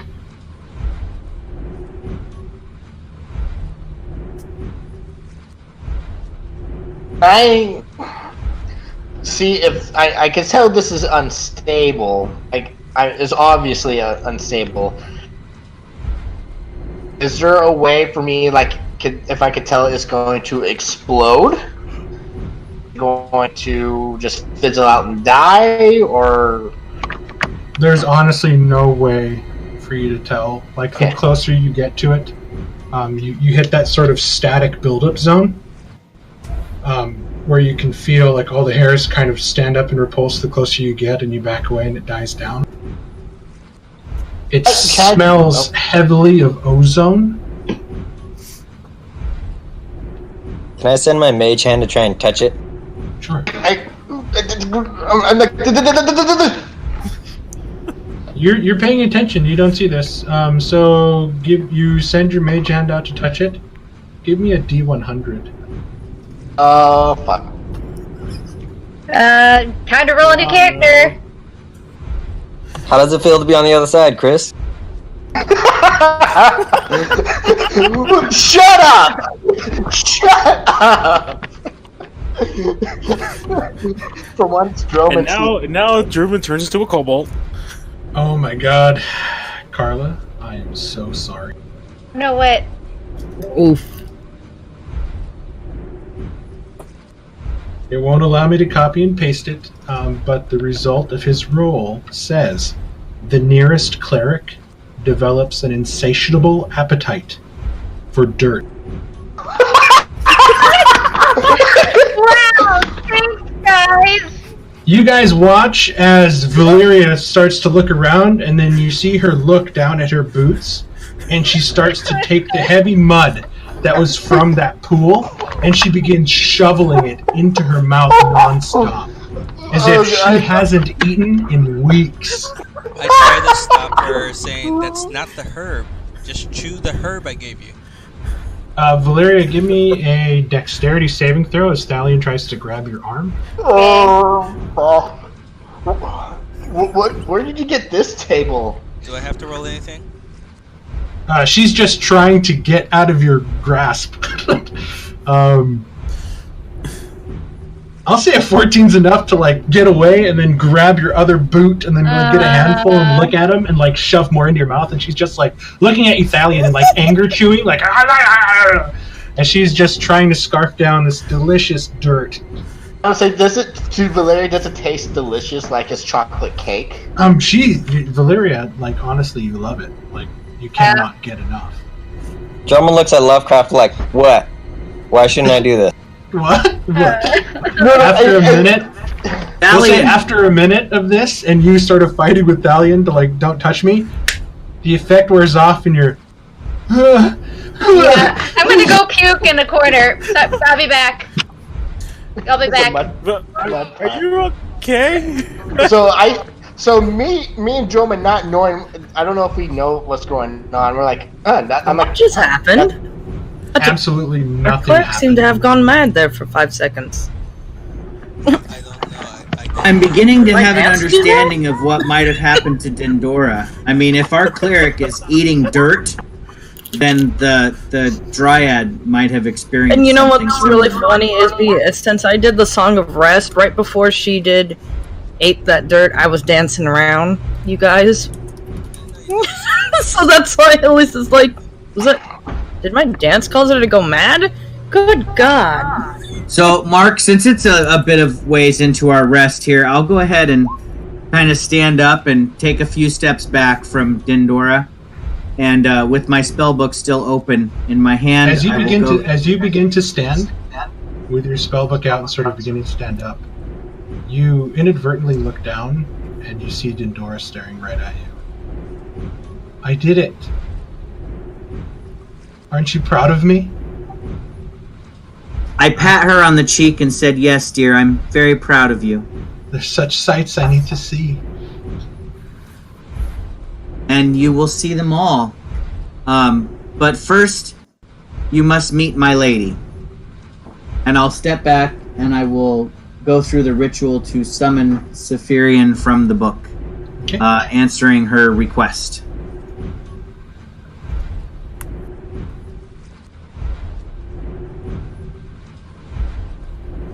Let me find her token. I'm not to skip real. I go up to I go up to Droman and say, very unstable. I'm assuming casting magic at it will cause some sort of action. These machines or these things up in the corners were here to keep it stable, but as you can see, somebody has sabotaged it, causing this reaction. So Zirak, you watch as Saphirian moves closer, kneels down, and she places her hand on the Dryad's cheek. And you see Dindora just sort of smile, quite calmly, as Saphirian stands back up, and she begins to move towards this incredible magic that stands before you all. And she stands there, and she kind of looks back, and she's, "Do you want to know what this is?" I would very much like that, my lady. When the world was still fire and destruction, great primordial beasts ruled this world. But soon, great titans came. They extinguished the flames and forged this world into a paradise. But they learned too late why the primordials raged. Deep within this earth lay creatures of shadow and death, which the primordials fought and kept at bay. You see, the titans were weakened severely from their great war, and were not prepared when the Dark Ones rose again. The world began to fracture from the sheer force of powerful magic that both sides utilized. So the Titans did something incredible. At their most desperate time, they began to construct immense siphons. These siphons, like the one you see here and now, drains the magic from within the world, much like the great vortex upon the Isles of Karatera Sea. The Titans, however, were unable to sustain themselves on this world any longer, and much like the titanic primordial beasts, they were destroyed. They vanished, gone with the passing of time. The natural magic of this world could not sustain them, as they were inadvertently weakening it to keep the Dark Ones at bay.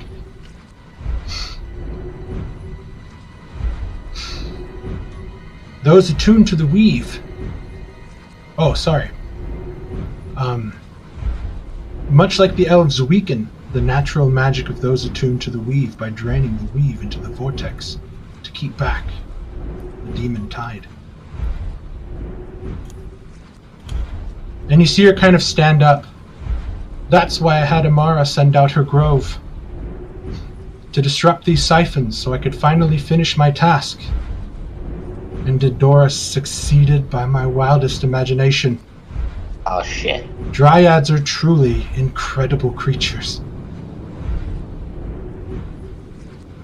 Thousands of years I lay trapped within that book. That blasted wizard thought he destroyed me with his dying breath, but I was able to latch my essence onto something else. It's sounding good. The soul of his beloved Zephyrian, and on her I sustained, until the tower moved to the Hornwood, where a curious little boy found me. And then the boy took me, and left his beloved Amara, who cried and wept all day and night as her heart screamed out for her loved one to return. She began to visit the tower, you know, hoping to one day see you there. And soon my whispered promises were able to break through. And here we are.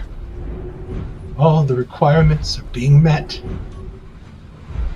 And you see her reach out. And her hand enters the sphere.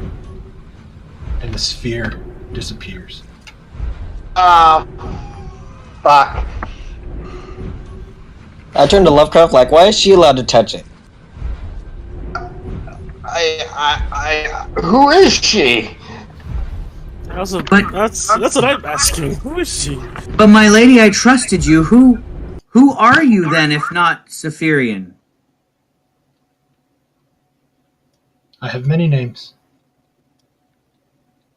But you can call me the Well, Herald one of should Pleasures. suffice. What? The what?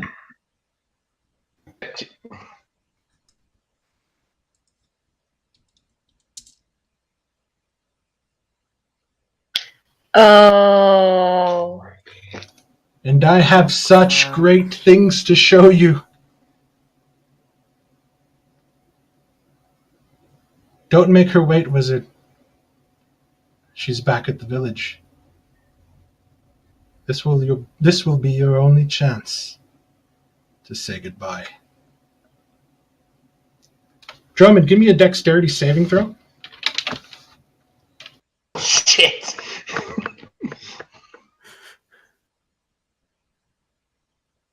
You leap out of the way as this black cloud begins to sort of roll around her in this sphere before centering down into a point and disappear.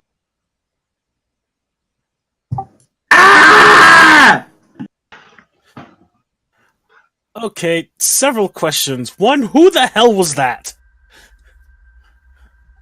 It was not who I thought.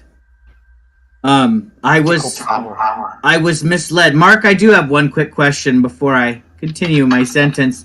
Yes, sir. Does my book feel different or act differently than it did before now? It doesn't feel much different. It still has that to it. However, the natural chill that settled upon the stone is completely gone. You look and you still see some of the gold filigree, but it looks a little faded. You flip through pages, and they do still seem numerous, but the unnatural chill that settled within your book is gone. Okay. It appears, then, that I was tricked.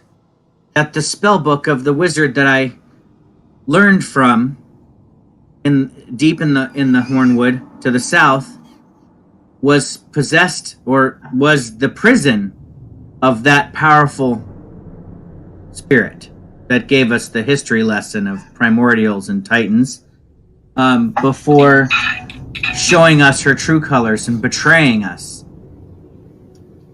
Drummond, Lovecraft, you begin to watch as the glass begins to crack before shattering, falling down as the chains release and fall, and the entire structure begins to shake as dust and dirt begin to fall from the cracks in crevices along the metal seams in the corners.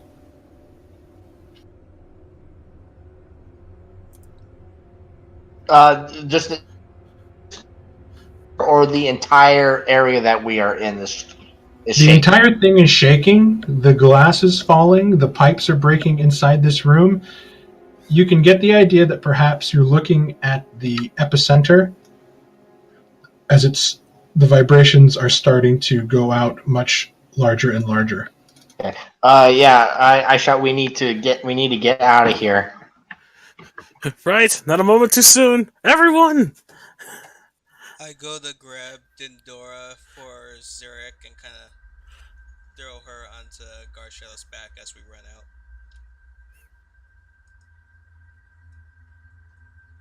As long as she doesn't resist or anything. She's tied up. I am kind of wandering out, almost in a stupor, because I'm having these thoughts that they're turning kind of dark, as a matter of fact, because I keep getting tricked by powerful beings, and I'm losing my faith in everything around me, other than myself. And I'll just kind of wander out after the party. I would actually, while I was grabbing her, I was going to try and loop my arm around yours, Zurich, to kind of help usher you out, since I know you're probably in the daze. Yeah, I So am. very Indiana Jones, very Indiana Jones montage. You guys are moving out. Thalion kind of grabs you to move along as large chunks of metal are breaking off from the ceiling and falling and crashing down to the ground.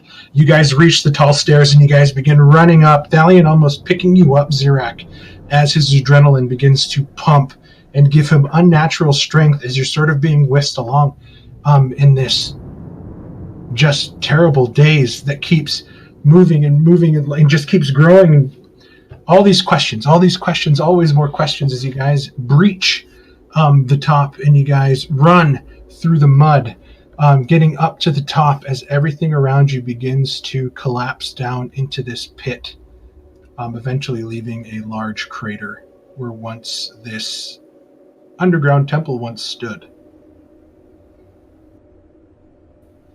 The dust cloud kind of grows like a mushroom cloud into the air before dissipating now as a breeze comes for the first time since you've entered this glade.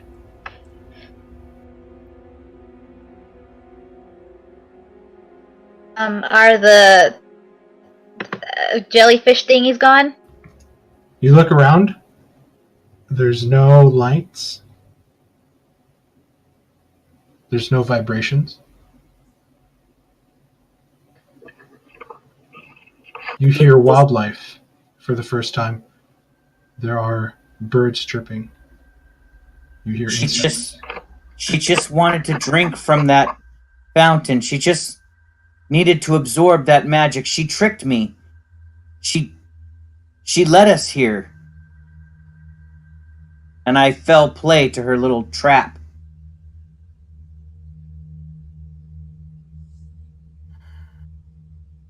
It's all my fault.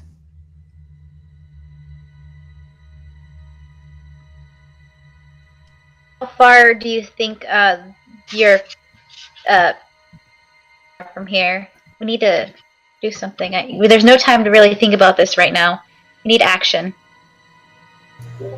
Well, unfortunately, what are we supposed to do? I mean, if we fell so easily tricked by such a thing, it wasn't just you, Ziriak. We all kind of fell for it because we all didn't try to stop her or anything. We just let her walk right into that building. We didn't know. But it was I who summoned her for it. It was I who brought her to this place. You guys should just abandon me here. Just leave me here. Save yourselves. I bring you nothing but pain and trouble and heartache.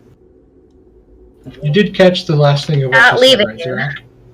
Ziriak, we're not going to leave you again. I don't know if you noticed, but the last time you died on us, it wasn't any better. I'm not leaving anyone behind if Yeah, we all we're not remember gonna the leave. oath we made as the Fates United. No one left behind. My friend, if what she said is true, somebody must be waiting for you back at the village. You didn't That's hear what anything, Professor Lovecraft? I had Droman What he's translate everything. Okay. what he's referencing, yes, I think that's what you're asking me, Mark. I did catch that. So I said, well, if you wouldn't abandon me, could we travel just a bit further south to see if what she said was true? That Amara waits for me in the village? Zeriak, for once, It would be north. we could do that, North. but do you really think she's telling you the truth? I mean, she just betrayed you and lied to you. The key word she said was village and not grove. Oh, the village of Hazlitt. Is that right? Not Where we Hazlitt. came from. That's my village. I'm getting campaigns mixed up. Hazlitt is from my campaign. What's the village close by here? Harlow Township. That's it. Yeah, let's just go back there. Apparently, she made it so the Dryads could leave the grove, and that Amara is waiting for me there. Valiant, give me a It may be perception the check. last chance I get to see her. So, yeah, let's go to Harlow Township. Yeah. Hopefully it's not a trap.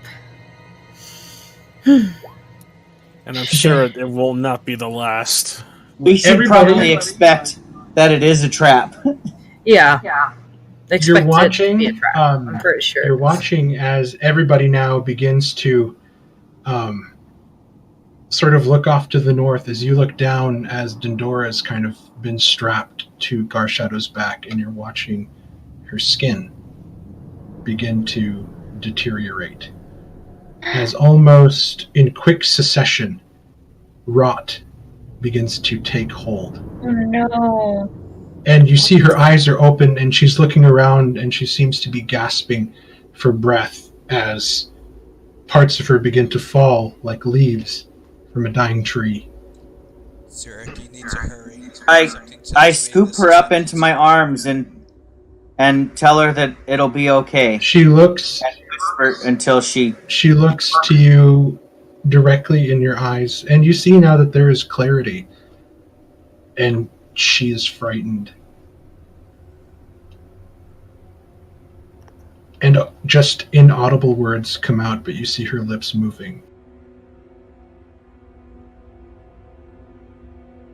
I keep kind of caressing her hair and saying I'm sorry.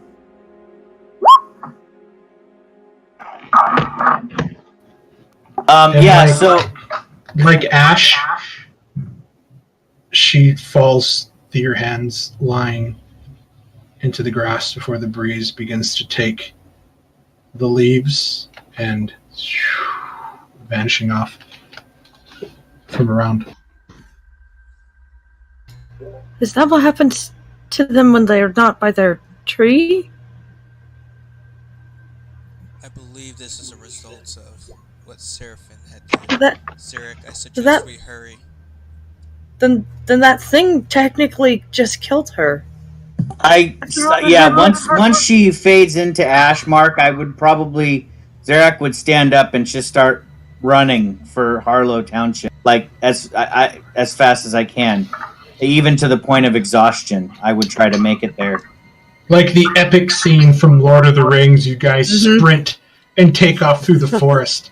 With what took you guys originally almost an entire day to march here, almost 8 hours, just by sprinting and running, you guys are starting to push the very edges of your endurance. Give me a Constitution saving throw, or a Constitution check. If you guys are all running, you just need above a 10.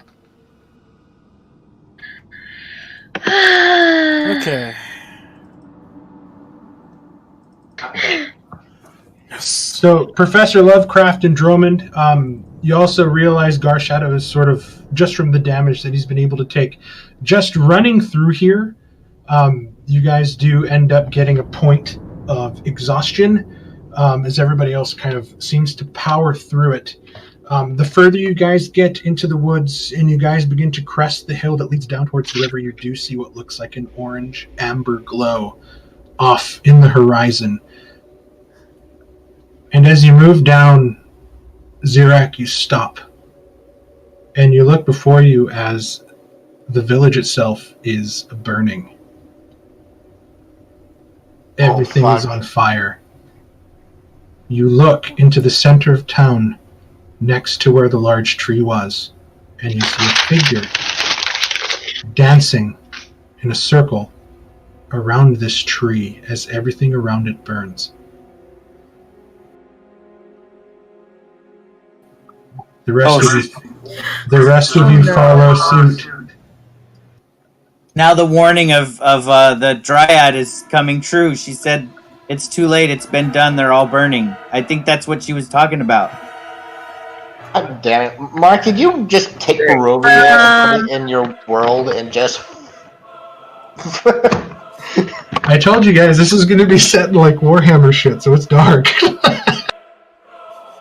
I'm sorry, I like storytelling. No, it's good. It's really good. I'm just like, God. I'm terrified now for what you're gonna do to me in the Barrowlands. I'm just going to kill you. It's okay. I would run forward even through the ash and smoke, trying to get to the figure dancing around the tree and see if it's Amara. Oh, God, I hope our horses aren't burnt up! Damn it! I knew that was the first thing you were going to ask. Be a dick, Mark. Be a dick. They're gone. No! No, we need the horses. This is a part of the story. Yes, we need the horses. All my money on them. So I could just imagine Zirak is probably, got his hand over his mouth, kind of choking and coughing through the smoke and ash as he runs through the burning village to try to get to the center where the tree is and see if. Now remember, this is the most brutal part of this for you. As you're on this hill looking down at this scene of this figure dancing in a circle, there is a deja vu moment that washes over you. You've seen this before. Somewhere, somehow. This scene burned into your mind since you were a boy. Your dreams. Yeah, the vision that I have. Okay. You look down, and between you and the village is an extremely wide river. And you look down at the barge that is thankfully still intact as you guys race down the hillside to the barge. The closer you get to even ground, you look with more clarity from one side of the river to the other at the center of town, which is actually really close to the shoreline as it's mostly docks and buildings surrounding it, as this is a river town that makes its living on the river and not the fields around it. The figure stops and sees you guys. And you see both hands raise up into the air and they just start waving wildly with so much joy and happiness.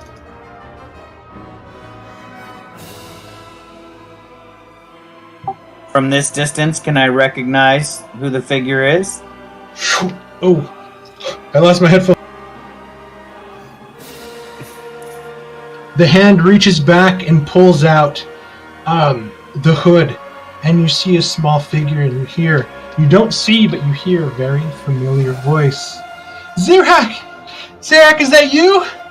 I've missed you. Isn't it beautiful? And she spins around happily. It's like her robe and her dress sort of twirl around her as she's sort of looking and dancing, and it's this sort of surreal scene that almost plays out in slow motion as ash begins to fly by in embers. In the distance, you watch as somebody's on fire in this sort of running sprint as flames are trailing off the back of the body, and she's just spinning and dancing. I made this for you. Do you love it? On fire? I would keep running towards her. You guys make it to the shoreline, and you guys all jump onto the barge, and now you guys have to start winching yourself forward. Oh, great.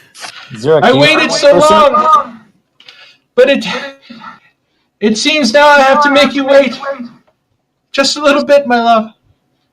I'm gonna go with her. You see, she has such things to show me. It's cold where we're going. but I have our love to keep us warm. Don't go. I can't wait to see you again. Wait 1 minute.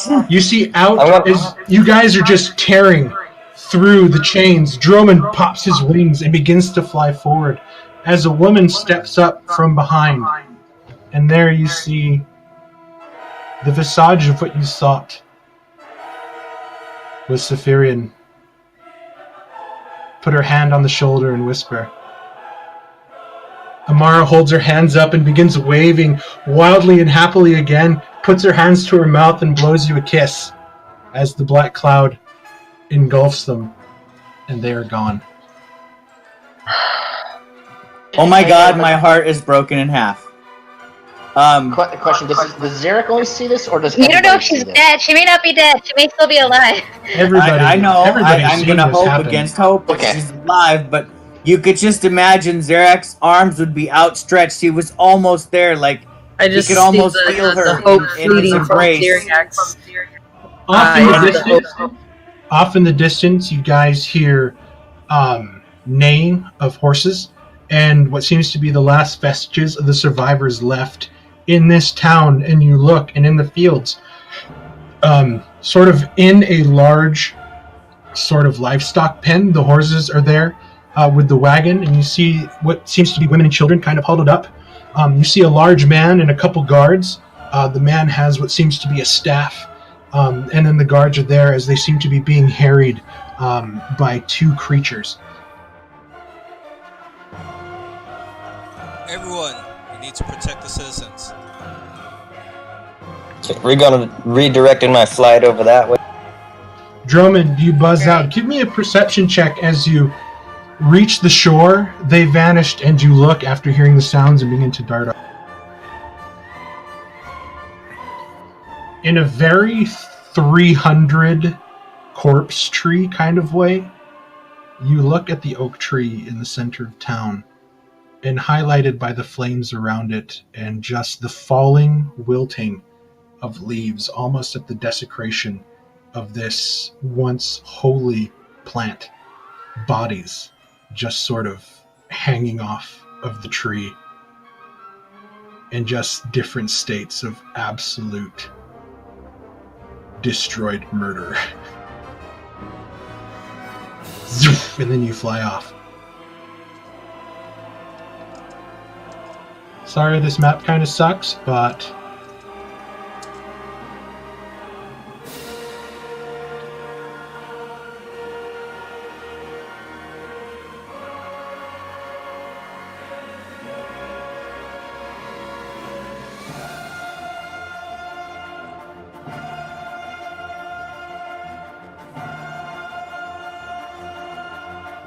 so you can kind of see they're all over here.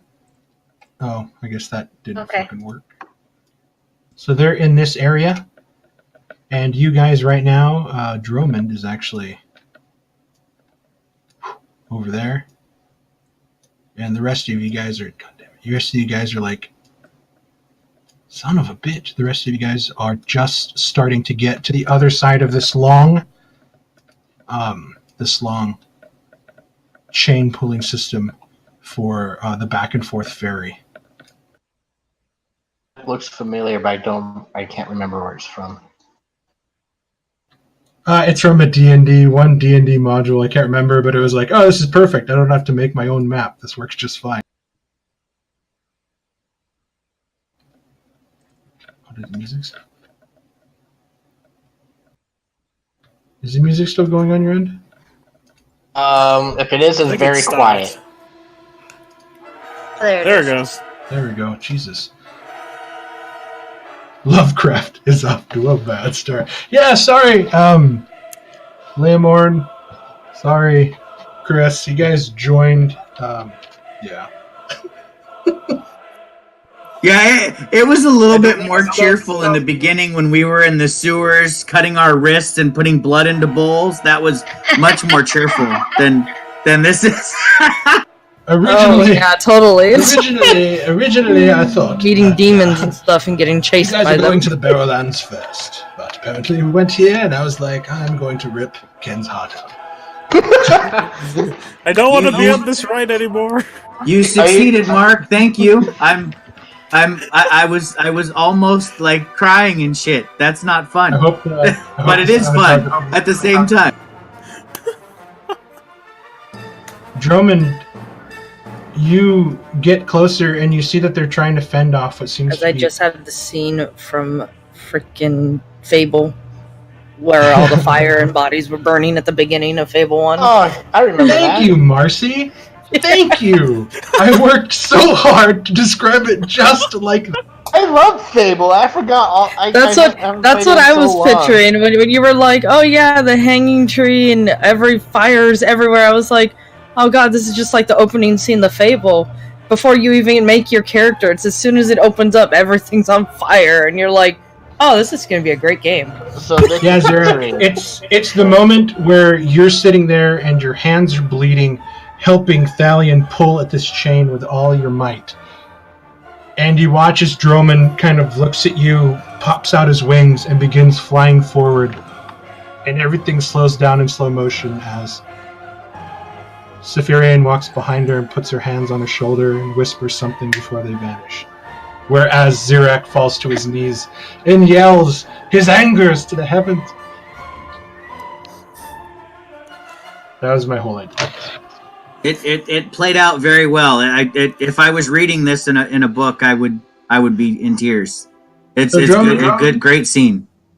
Drummond, in here, you see the carriage sort of inside this pen, and outside the pen you recognize the tavern owner and two of the last guards left in the city, fending off what seems to be two very large dogs, pitch black.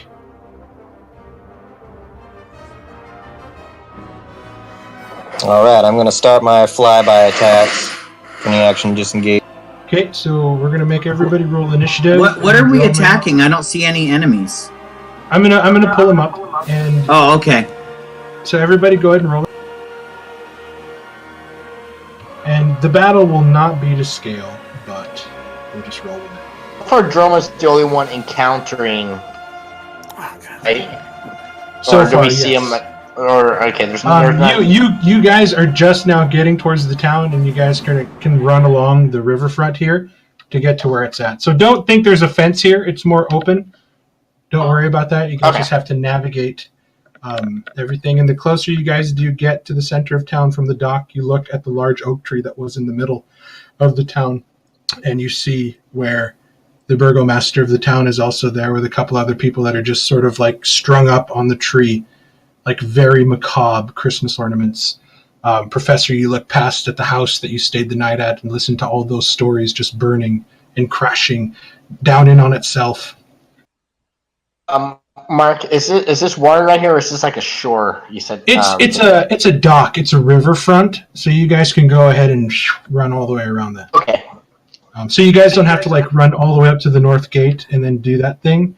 You guys can just run along the riverfront towards the direction Drummond went. Mark, is that tree, that thing in the center, is that the tree right above number 8? Okay. I just wanted to make sure. That is the tree. And I'm just going to use... Shit. And you said our horses and everything are over here? Your horses are safe inside this red square. As these two animals seem to be hounding the three individuals that seem to be protecting the last vestiges of the people in the town. We need humans. Are you kidding me? I don't have a fucking guard on here?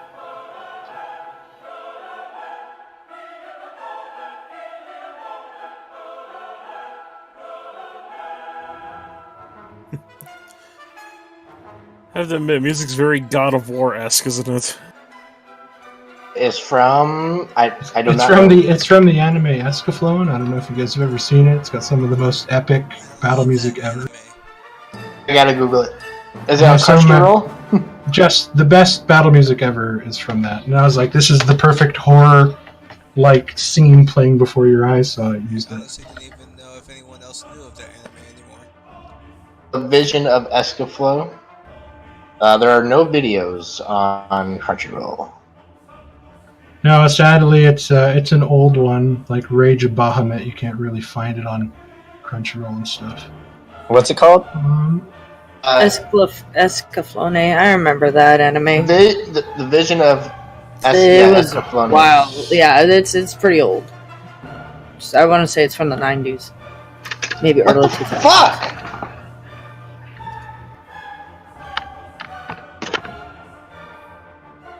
Oh, bitch. Not you guys.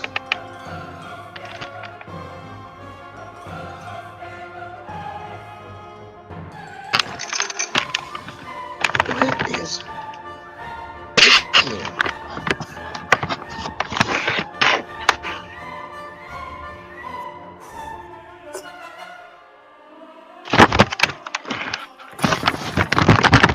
Okay, so I have Naboo, Dromund, Thalion, Garshadow, Zirak, Leomore, Lovecraft, Chevalise, and I have Light Orb. I think we're ready to go.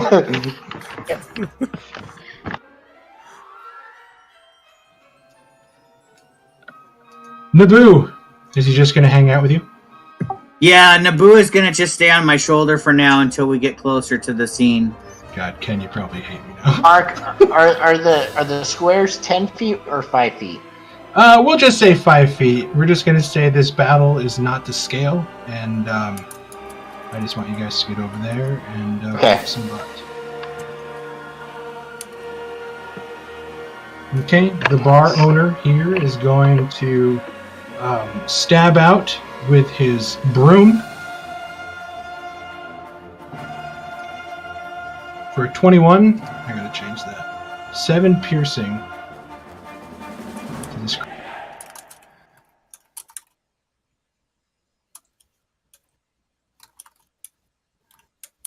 Doing a good deal of advantage or damage.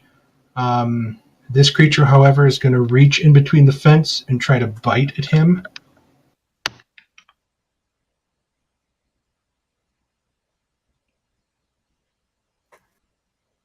I thought I wouldn't catch it, but I did.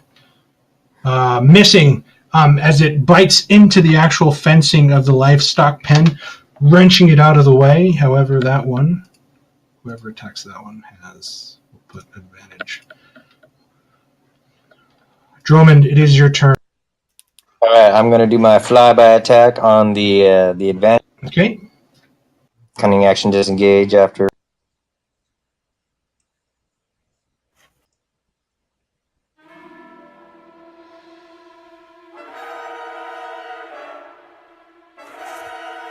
A 22 definitely hits. And these guys are considered allies, so you have sneak attack. Do the people recognize Dromund? They do recognize Dromund, the tavern owner, especially as he kind of looks up. After he dodges the bite, kind of just gets out of the way and looks up, and he kind of holds his spear up with one hand. All right, that will be my turn. I'm 15 feet up in the air. 15 feet up in the air. He can still get you at an angle. I need you to give me a dexterity saving throw. As you watch this one here sort of turn and watch you disengage. as it opens its mouth. Cunning action disengage. Did I say that already? Yes. No, it's not. It's never not an mind. attack of opportunity. It's its turn. Watch as it opens its mouth, and this light begins to emanate as flames begin to spew out as a cone of fire shoots out towards you. First, let me give this guy some damage. So dexterity saving throw.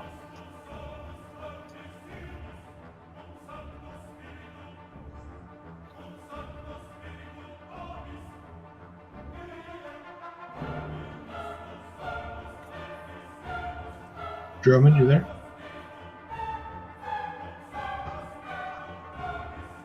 Okay.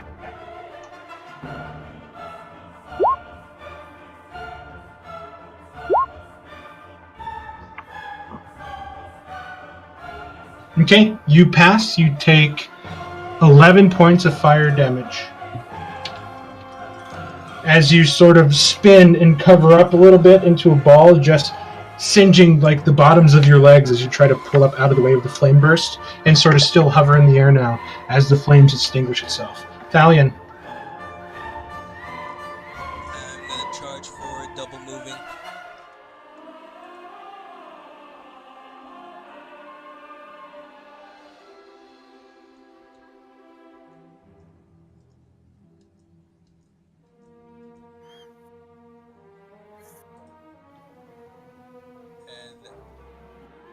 that's my turn. They're just slightly out of my Okay. reach. The one hears you approaching and kind of turns to regard you. It is Garshadow's.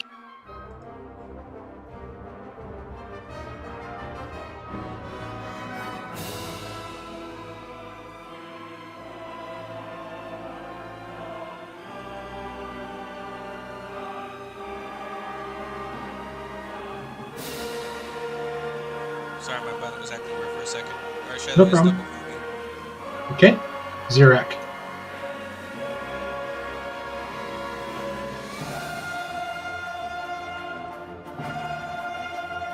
All right, I am going to. I'm assuming I can't get to line of sight of any creatures, even with 3/4 cover. If I get.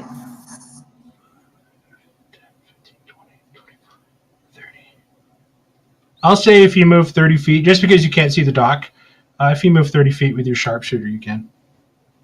I'll say you can get like right up to the corner and then look around. Yeah, because as long as they don't have full cover, I Yeah, have you sharpshooter. can- So You can smoke them.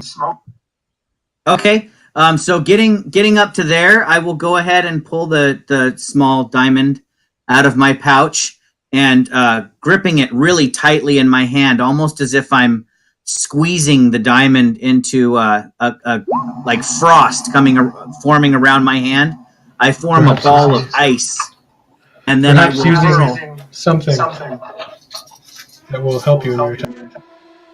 Yeah, I'm gonna hurl a ball of cold at this first, the one next to Garshadow. Okay. I'm gonna go ahead and burn my inspiration There on you this go. one Good because for that. I want to start with like an opening that's just gonna blast it because I'm gonna call it rage instead of inspiration in a way. Okay, but I'm like gonna a use bird of that. Yes.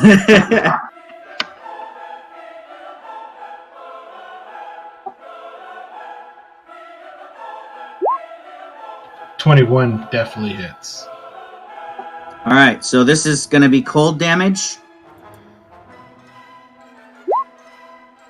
Holy shit.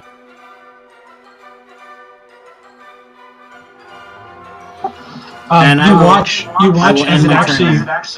freezes up, and the flames that kind of come out of the back of the shoulders kind of small, or that kind of shorten up, and it almost seems to start steaming. Thalion, as you look at it, you see pieces of it sort of falling onto the ground in chunks, kind of like the T-2000.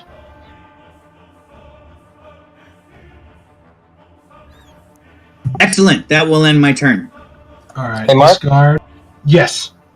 So my internet quit out when I was taking damage. How much did? Oh, you made a successful save. You take 11 points of fire damage.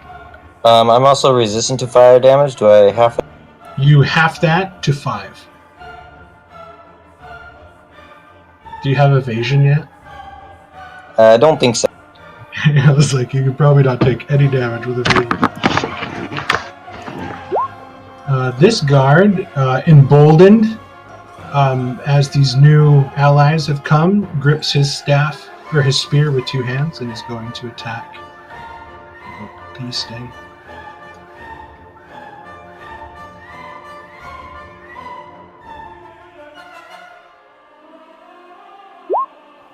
Missing with a 12.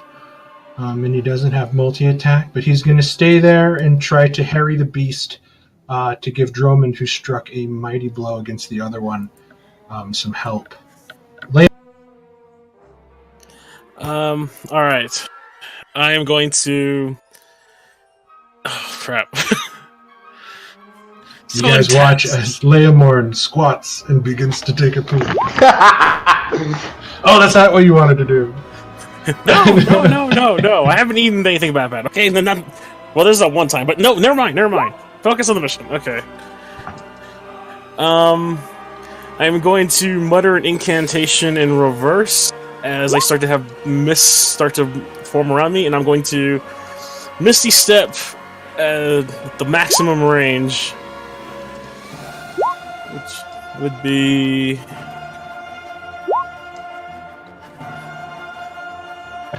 What are you doing? Misty Step? Yeah, I'm gonna first Misty Step. Misty Step, I believe, is 30. Yes. Misty Step is 30 feet, yes, as a bonus action. So you still have your movement and your action. Okay, so... But I think the only thing left on your action to be a cantrip. Oh, that's not a problem. Just trying to see where I can place him so I'm not walking on water. Oh, it's a large dock area. I just didn't want to blow this map up. Otherwise, it would have been like 200 by 200 squares. So Misty Step there next to Zirak. You still have movement to get closer if you so wish. All right, I will move. Yeah, this is. I'll move there, and I don't know if I'll be able to reach. Oh shit! That reminds me. You can move closer if you want. I'm gonna move This maximum. is fine. Go maximum range. I'm going to focus on the nearest hound with Ray of Frost. Perfect. Okay, go for the goal. A 12 just barely misses as you shoot the Ray of Frost up, and it sort of ducks, sort of very cunningly, using Gar Shadow as kind of a shield before peering back around. And you're noticing that these two creatures have a strangely malign wisdom about them and cunning as they're sort of watching and looking up. Going to skin that one for a special recipe. And yeah, that's all I'm gonna do then. Okay. Professor Lovecraft. 15, 20, 25, 30. You said there was like no wall here, right? Yeah, there's no wall or creek there. It's like a flat, open... It's a very small village that's really just meant as sort of like a stop and rest point on your way from one of the bigger Duke cities to the other bigger Duke cities here in the kingdom. Gonna double check my range. Okay. From this distance, I am going to look at this one, at this beast that's Gar Shadow's engaging, and I am going to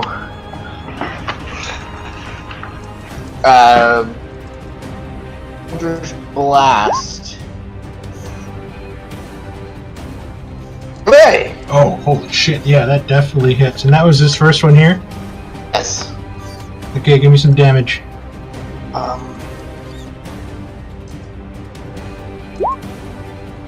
fuck me.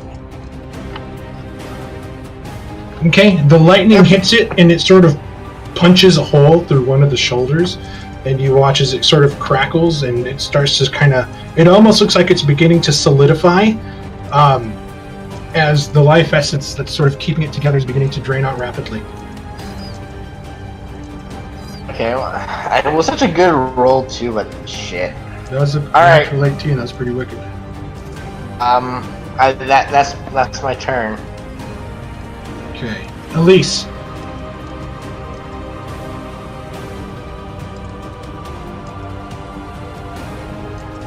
Alright.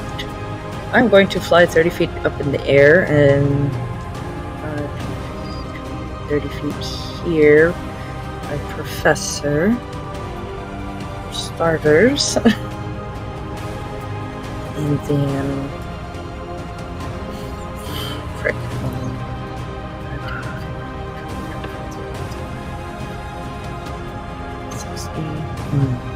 Dang it, just out of range.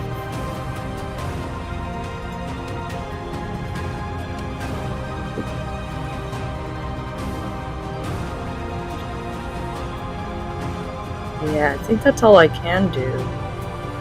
So don't think any of my stuff will reach because they're just out of range for the Hellhounds. Did you want to maybe double move, get closer, and perhaps inspire one of your compatriots? Yeah. Move right up here behind Lemon. And you can take a Bardic Inspiration since you need it, Lemon. Thank you. Okay. I believe that's a D6. D6? Yep. on top And you can of. add that. You can add that to your attack, ability check, or saves. I believe. Yep.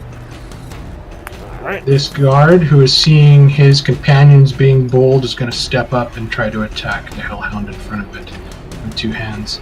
Missing. God damn it. No, hitting. Because I lowered their AC. 9. Oh, wow. Max damage. You guys actually watch as this guard just kind of cornholes this thing and just destroys it into a pile of ash. It sort of falls apart, like dropping open a bag of charcoal briquettes on the ground as it just sort of splashes out a heap of charcoal and ash. I am going to go. Let me see if I make sure things fit. 5, 10, 15, 20, 25, 30. Double move. 5, 10, 15, 20. 5, 30. It's right there. Okay.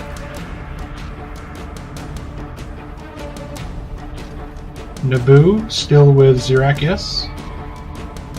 Correct. Yes, Nimbu is going to stay on my shoulder for now. Okay.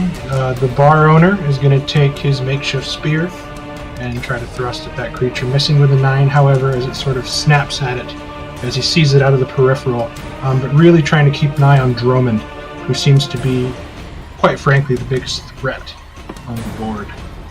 Drummond. Okay, we're gonna do another flyby. Cunning action, disengage. Uh,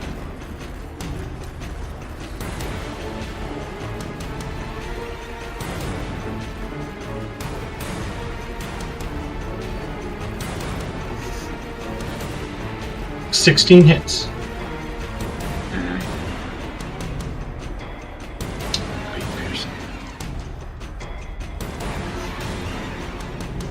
40. Alright. Alright, that will be Your, my... your sneak attack d6 is like cursed.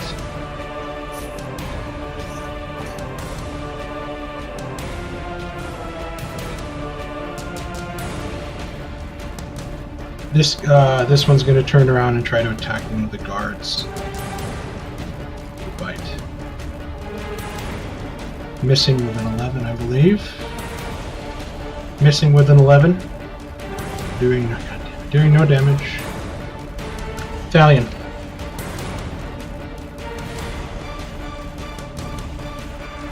Russian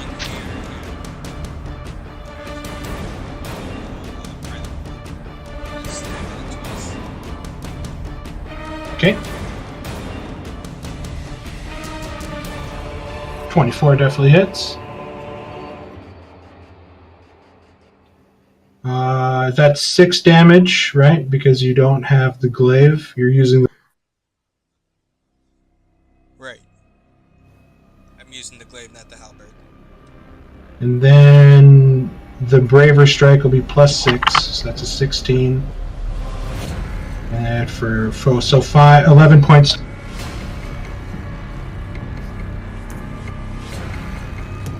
Okay, good round. That was a lot of damage. Is that the end of your turn? Yes. It is Garshada's turn. Garshel like takes a step back so he can get his bounce. Pushes in and just at this hand. Okay.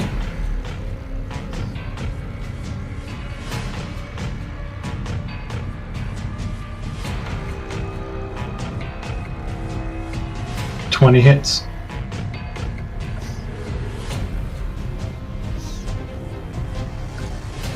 Strength save. 21. It doesn't go prone. Okay, so that's at 15 hits. So you guys watch, those of you close that can see as Garshadow leaps with a very grown-up Simba claw strike right to the chest of the Hellhound and causes it to kind of rear back on its back legs as the lightning fast quick attack of the jaws slam into the throat, wrenching it with a sickening crunch, and then pulls the head out as the body and the head in its mouth crumble like charcoal and ash to the ground.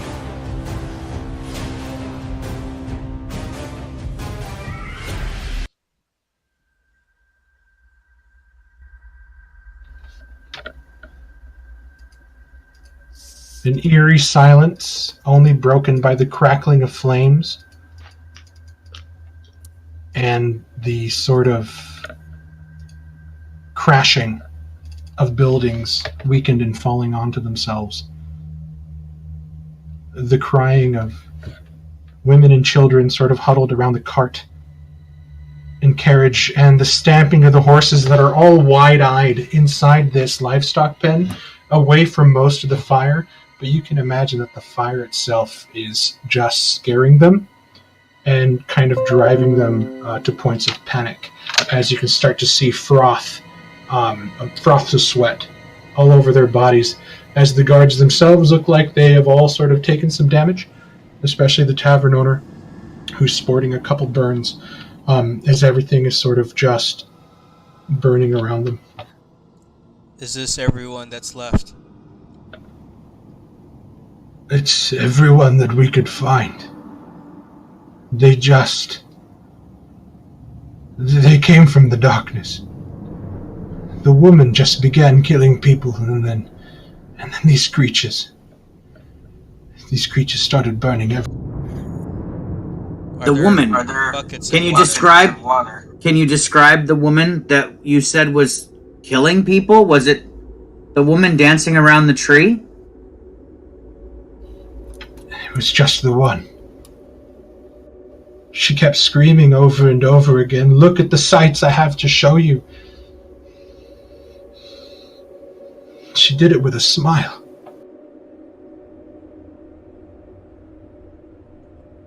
Keep everyone safe in here. If you can show me where there's buckets, we can try and put the flames out. You see, like, one of the guards, now that the adrenaline is kind of wearing off, he begins to shake, and he just sort of drops his spear and kind of covers his head, and just the other one kind of breaks down and just begins to sort of cry as they just kind of look around as this just absolute and utter destruction that lay kind of before them. Maybe. If someone wants to stay here and help watch and keep some of them calm, I'm going to try and see if I can find buckets to help put some of these flames out. I can't hear, so. I'll stay to help. I'm pretty sure I can also keep the children calm with a few tricks. I wander off kind of aimlessly after hearing that my lover might have murdered innocents, and just kind of kneel down in front of the tree and play in the dirt. I mean, you're looking up at the tree, and like bodies impaled on branches that are just sort of hanging there, drooped. And you can see that nobody was spared. Didn't matter the age. This was just reckless slaughter on a level you never thought possible. You've always known her to be such a gentle, caring soul, to the point to where now you just sort of, just for the first time in your life, you don't know what to think. That's legit. I don't know what to think. I am just confused and shattered on the inside. So I'm not even really looking up at the bodies hanging from the tree. I'm just kind of kneeling down with my head hung low and probably just crying. Give me a perception check. Okay.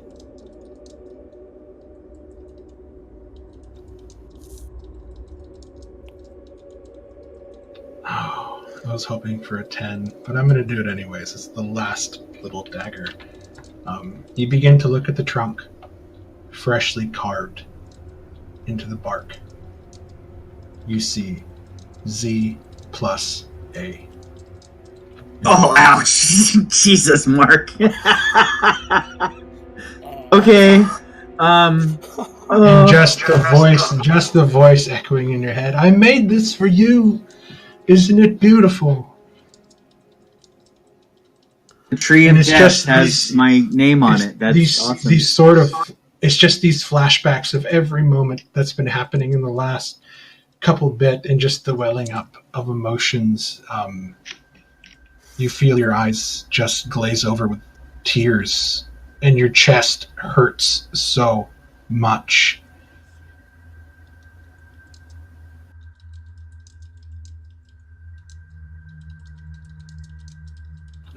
You went to the tree. It was on the tree. I'm sorry. It's in my notes. No, I know actually that's kind of a perfect end to this horrific, terrible scene. That was he would just kind of, I don't know, he would place his hand on it actually for a moment before dropping it in kind of hopeless despair for a little bit. Those of you still able to act, watch as the tavern owner kind of rouses the two guards as Leomorn rushes over to the women and children and begins to check on them. Anybody else that wants to help Leomorn, go for it. As the tavern owner is picking them up and kind of like patting their head and rubbing it and like trying to get them to go. And you watch as the tavern owner, the two guards, and Thalion rush off towards the village well. Valeria, just her natural maternal caring instincts take her over towards the older women and children that sort of survived this ordeal and begins to take care. Elise, Drummond, what are you guys doing?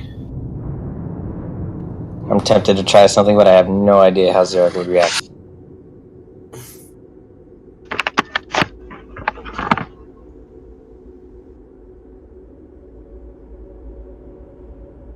Alright, we're gonna try it anyway. Okay. I was just waiting. Don't add salt to the wound, man. Don't add salt. Okay, we're gonna silent image that dryad that died. Oh shit. Oh shit! Where? Behind Xerac. Okay. And then we're gonna use thaumaturgy to whisper in Xerac's ears, be strong. Xerac, you turn around. So just describe the image, and then what happens after Xerac hears the whisper and kind of turns around. So this is the image when we first found her, where she was whole and complete and happy. And she, just like she moved on and is happy, like Layla. Layla's not okay. We're not gonna. Yes, Layla's so very happy right now. She's not dead. I do have a question. Is this the dryad we found down in the tunnel in the underground, or is this the one that Xerac's lover? It is only the dryad that you've actually seen up close. Okay, I wasn't sure. Well, yeah, because remember the other one we were trying to save turned to ash. She Xerac, died. My save DC is 12. Xerac, give me what is it? A wisdom save? No, I made it. It's an investigation check. Ooh, I think you failed. I did fail. So I cannot discern that it's an illusion. You hear in a whisper behind you, be strong, and you snap backwards and look. And sort of standing out near the riverfront, you see Dindora. Then you guys lock eyes, and the eyes are clear and the smile is wide. As instead of ash, it's leaves that begin to float with the wind as a hand waves goodbye and disappears. I won't say you didn't do anything. I will pause in my mourning for just a moment to consider her words before I continue to cry some more. But I mean, it will give me a little bit of hope. It will steel me somewhat. Give you a morale boost. Do-do-do-do. Drummond, give Yeah. yourself point of inspiration if you don't already have one. If you already have one. Yeah, that was pretty fantastic role play there, buddy. Thanks. That was. I do have a point of inspiration already from the time that I said Lovecraft was smarter than. Well, that one was undeserved, so replace it with this one. Instead of inspiration, you actually get bonus XPs.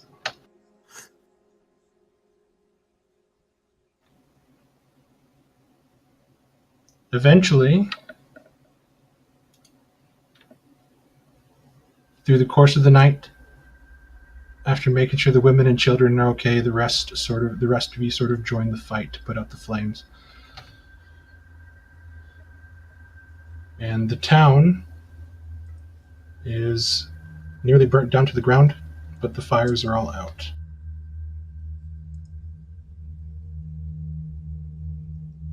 I think as things are starting to calm down, Leo would be with some of the kids there, doing prestidigitation to do little effects to keep them entertained, like sparks, creating images, stuff like that. Police could always do a little puppet show. No, she was busy trying to help put out fires. The only thing really left to do for you guys is to kind of camp. Yeah, so I would like to, once I can compose myself again, like probably towards the evening time, I would go wander back and see if I could find my horse. You look, and you see Ophelia, calm, stained with some soot, her gray, dappled white coat, dirtied, but she is whole. She is alive. Carla, your horse is dead. I'm just joking. I was gonna say, we're gonna find it hanging in the tree, aren't we? Yeah. Oh wow, that's even darker than I Oh imagined. God, right? Carved Oh, not only slaughtering people, but animal cruelty too. Horse head on a spike. Blair's gonna wake up one morning with her horse's head in bed with her. Quasimodo. No.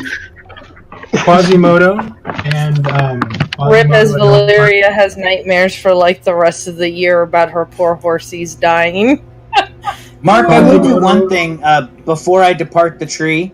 It might be a little macabre, but I'm going to take a piece of parchment out from my scroll case and a piece of black chalk, and I would actually want to take a rubbing of the Z plus A that was carved into the tree, and I'll fold that up and shove it in my spell book. No problem. Troy is safe. Quasimodo and Nobleheart they're all unscathed. The money that you paid the tavern owner, he made sure he took care of these horses. And his plan before being attacked by the hounds, wink wink, was to sort of get everybody that he could out of town with the wagons before they were set upon by these two foul beasts.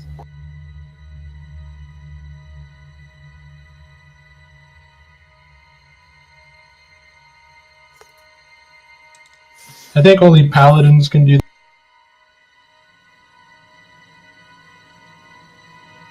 I was just curious if that way Valeria will always have her steed or whatever.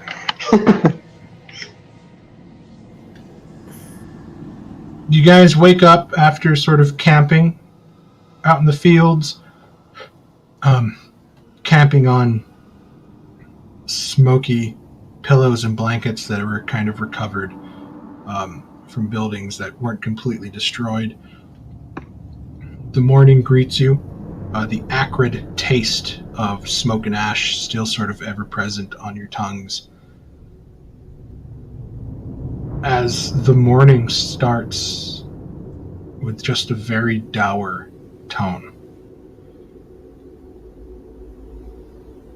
I mean, you guys begin to slowly take in everything that happened in such a short amount of time.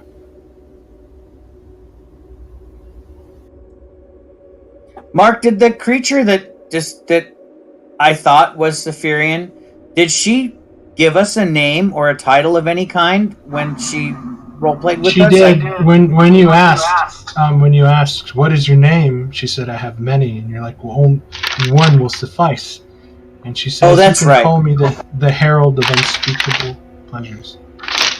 Okay, I want to write that down because in Zarak's mind, he wants to research everything he can about this being so that he can one day find her and possibly destroy her. So that's kind of his mission that will be on his back burner. Our party's first character arch nemesis. Hey, well, Yeah, he's Terrace. This is a long story arc. I mean, when I hit 20th level, I will wish that bitch out of existence.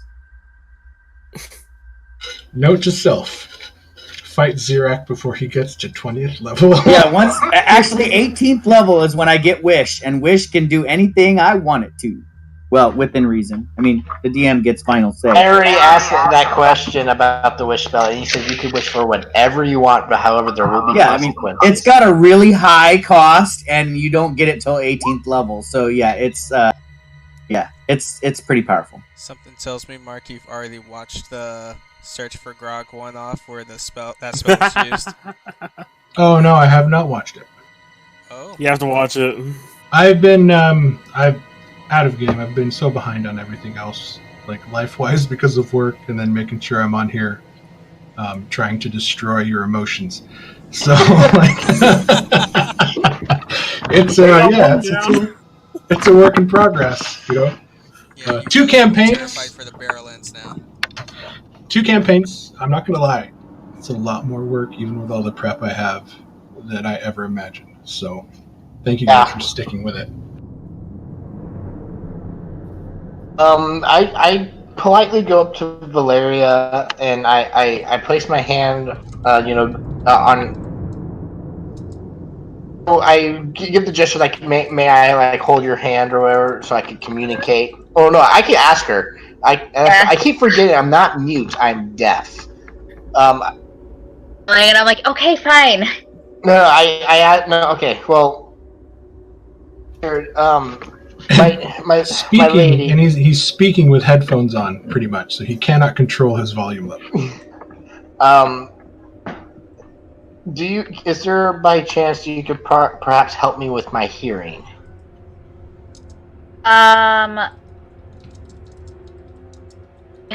Forgot to prepare my spells for that, so I don't have that spell on me now, but It's a brand new day, so you can prepare your spells because you guys have just woken up. okay, then let me prepare that really quick.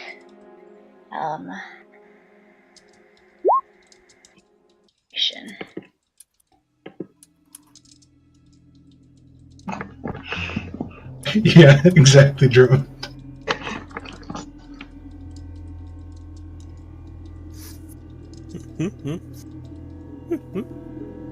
Did I hear we had a rest of some sort? Had a long rest. You guys had a long rest. You guys gathered whatever supplies that you could, food and drink wise, to help feed the surviving women and children, and the guards, and just some of the elderly people that you were able to find and rescue that survived. All in all, you guys managed to save about 30 people. And they also go out and help try to find supplies and blankets to keep everybody warm. But now you guys are dealing with the fact that this village is kind of burnt down, and you guys are looking at what seems to be refugees.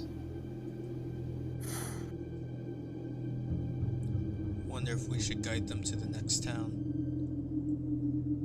What is the nearest town from here?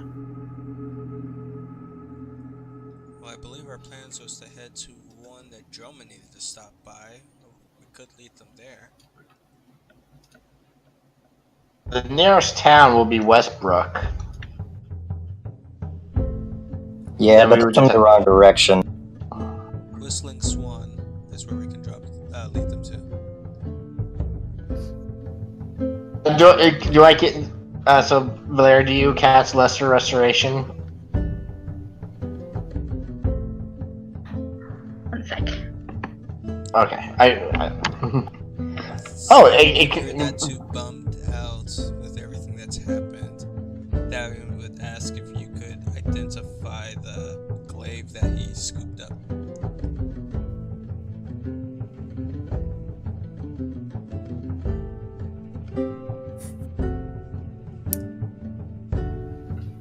You know what? I just Give me 1 second. I just realized I have one of these potions Oh, I didn't even see you type identifier. from like forever ago. Yeah, I have Valeria gave it to you when you saved her from the mud. When you picked her up from the mud. I could have been. I didn't realize it cured deafness, though, but yeah, I have one of those too.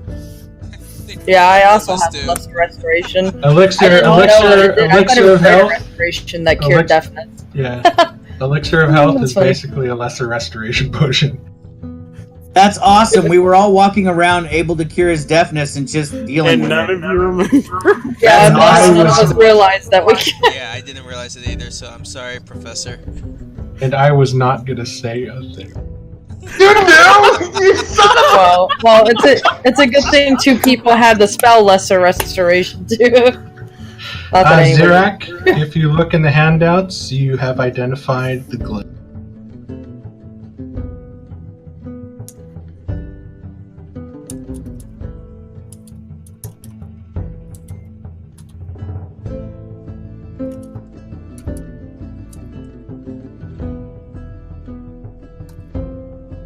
Okay, give me a second. I'm gonna role play this for you, Doug.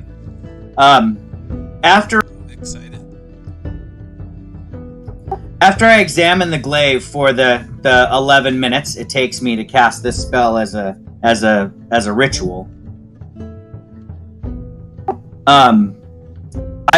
you see that throughout the casting of it, the blade is engraved with depictions of animals on the shaft and blade.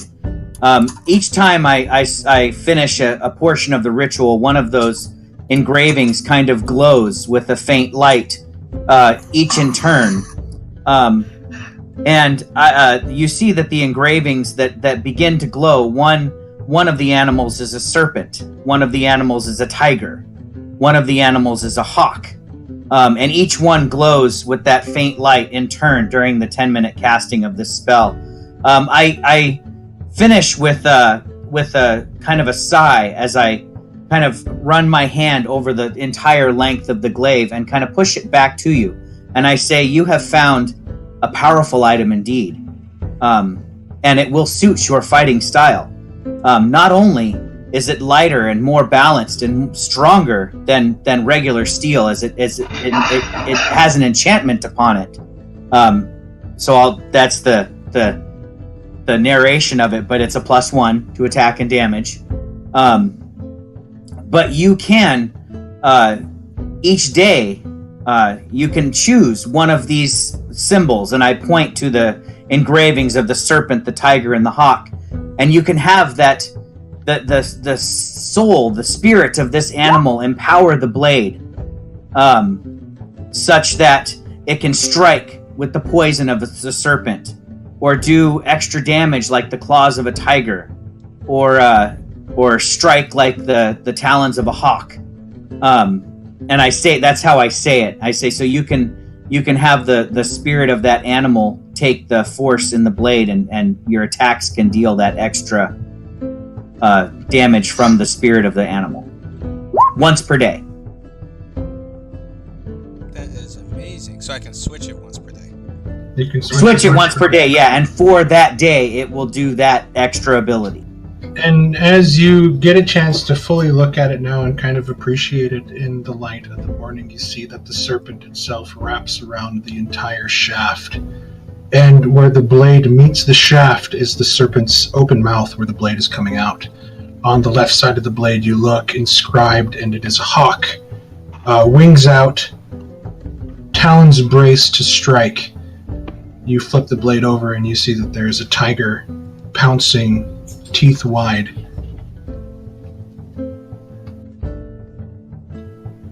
With this knowledge, what do you choose? Starting off, I choose tiger. So you watch as the blade takes on a familiar shape, as the glaive itself sort of turns mercurial, and you watch as it reforms and the blade begins to take on these sharp claws, making it extremely jagged and brutal. The tiger takes up both sides of the glaive now, and as you spin it through the air, you could swear that it almost growls and roars. That is awesome.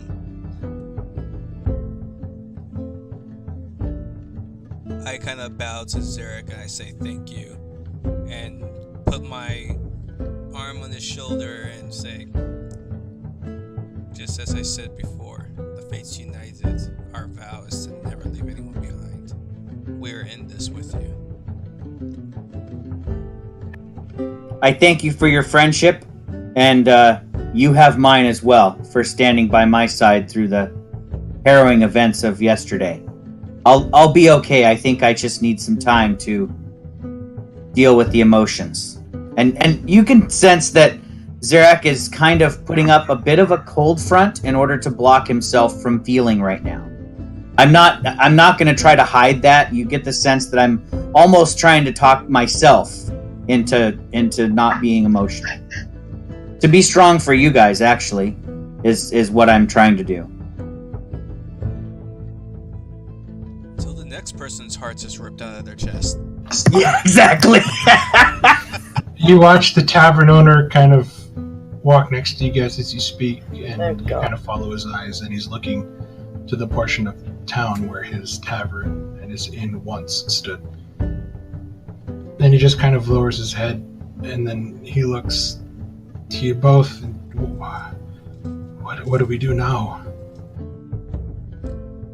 We would wish to lead you to the nearest town where maybe you can start over again. Or you rebuild this one.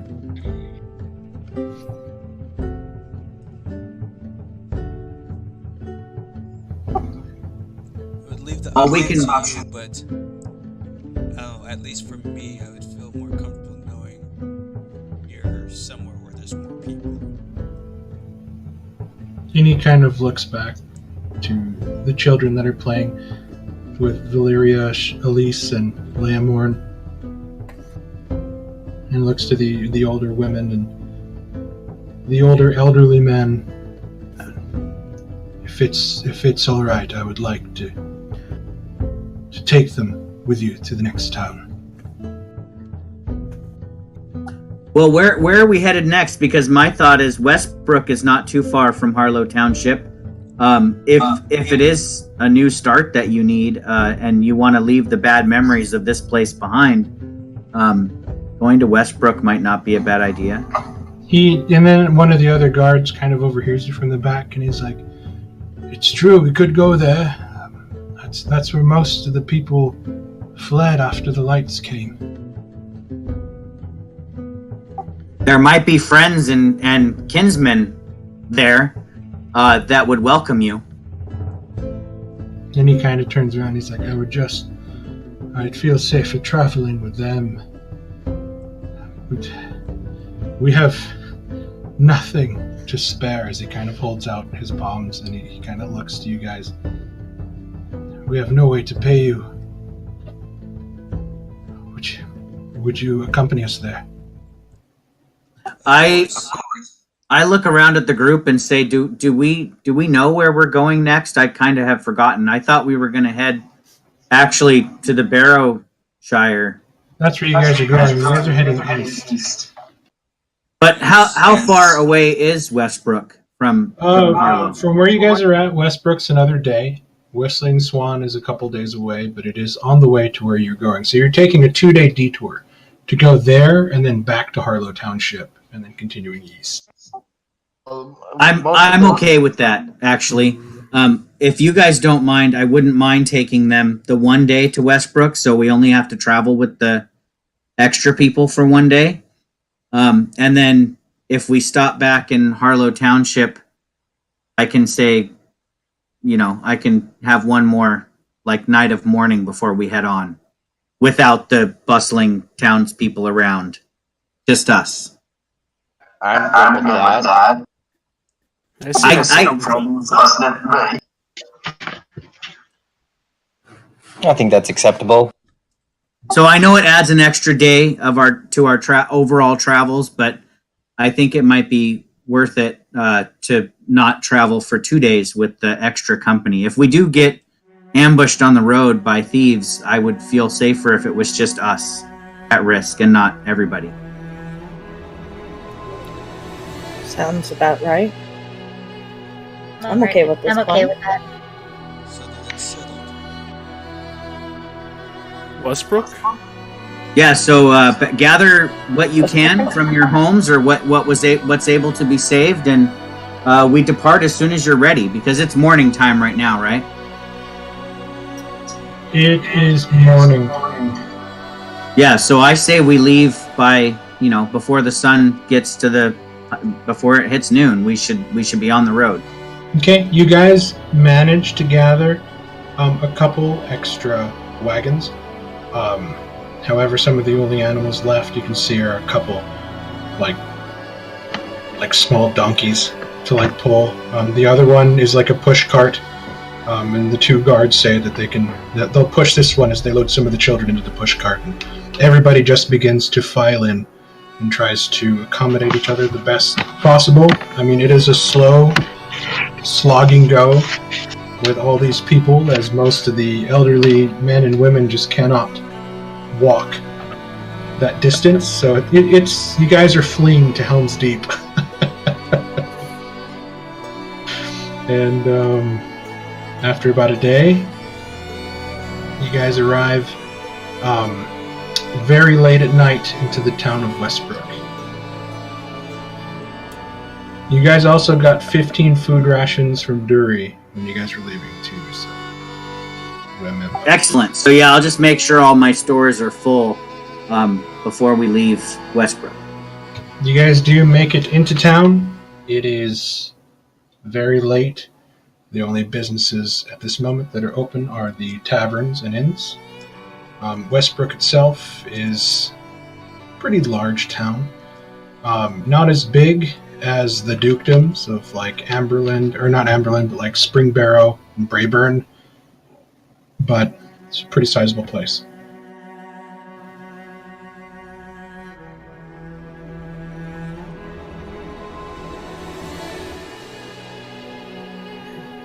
What time of the day did we arrive there? Super late at night. You could probably equate it to about 10:30 or 11 o'clock. Thalia would kind of help them get settled and everything, and then try to find somewhere just Most of them take the children and elderly women to some of the churches and chapels, and they are welcomed in to stay. You guys are also welcomed into the church, as you guys look like you've been through hell. None of you have really washed or cleaned. Maybe Zarak with his prestidigitation, but for the most part, you guys are covered in soot and ash, dried blood, that sort of thing, as you guys just sort of won the battle, rested, and then began the slog west to Westbrook. So you guys could stay at a tavern or inn, or you guys could stay for free at a very meager church. I leave it up to you.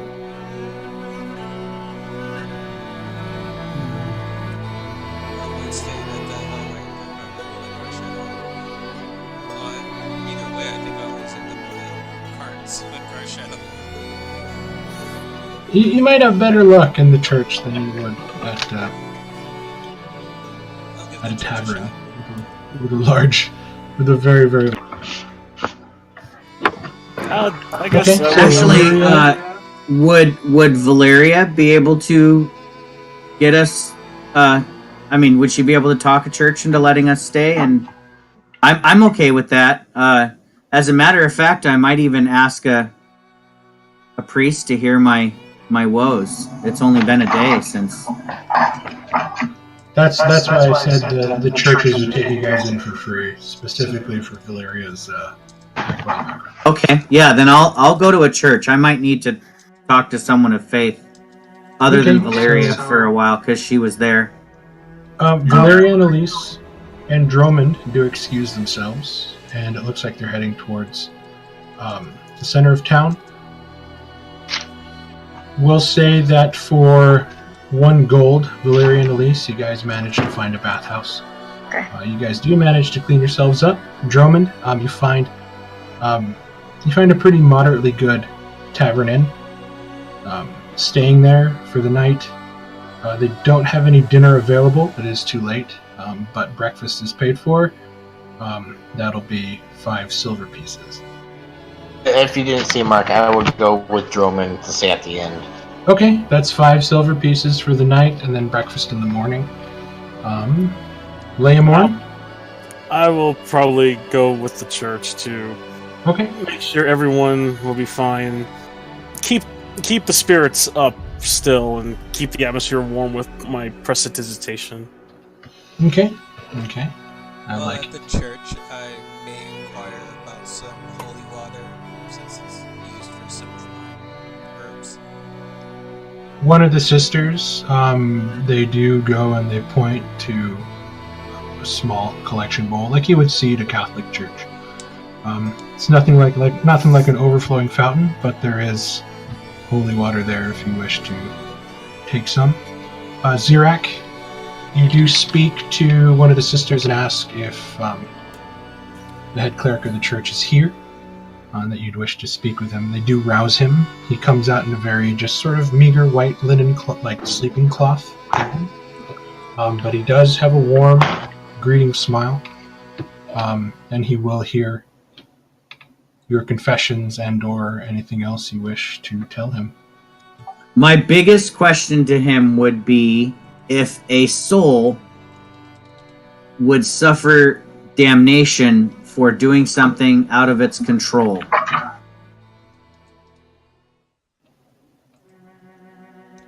An unwilling soul forced to do something is always ready to be received in the light of the morning Lord. And you can notice that you guys are in a chapel of the founder. He will not push away those that seek the light, but, and forgive my words, he will not stop to burn those who embrace the darkness and shadow.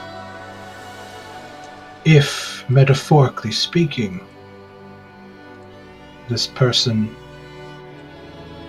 manages to break free of this unwilling control, there is always hope.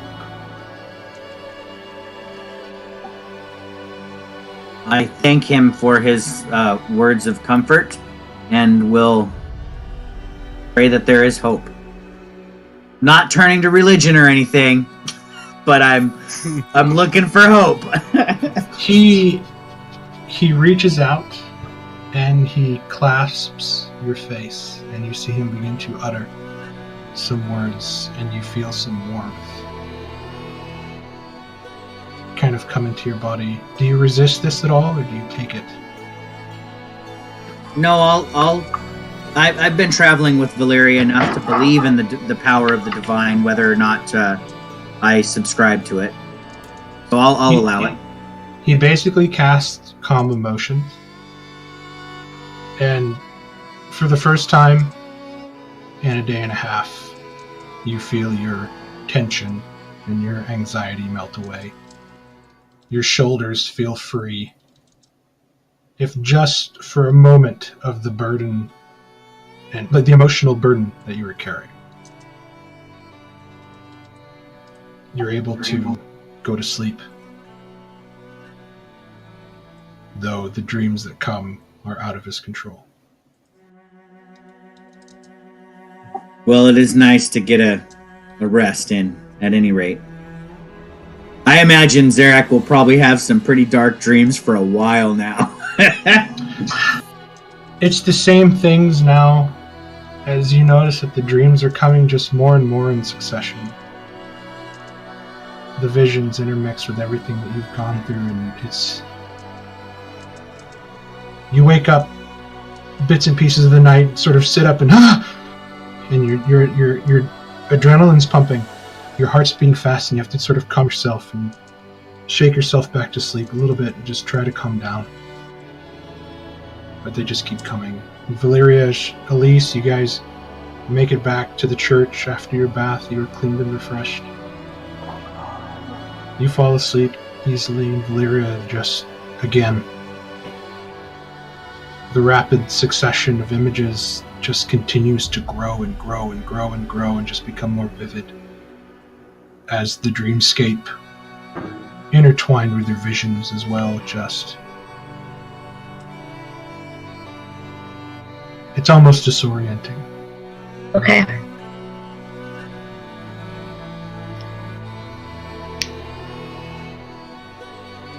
Yeah. Liz Sherman. I love her.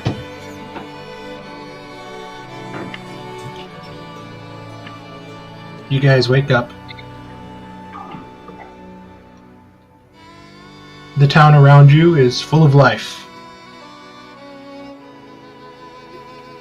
People begin coming to the church, recognizing the people that have come and stayed. They offer you their deepest thanks for getting them here safe. Those that still had family and friends that did not make it openly mourn and pray. It is a new day. It is yours for the taking.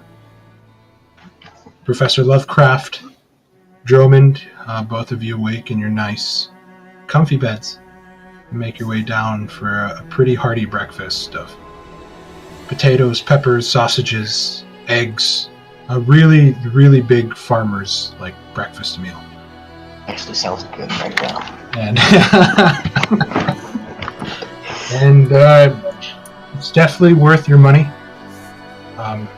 Eventually you make it back and join your friends that stayed at the church. Those of you at the church are woken up to the smells of what seems to be a kind of rice and egg porridge. It's very meager, but it's warm and it's incredibly filling. Bits of fresh baked bread. I haven't had anything close to this in years.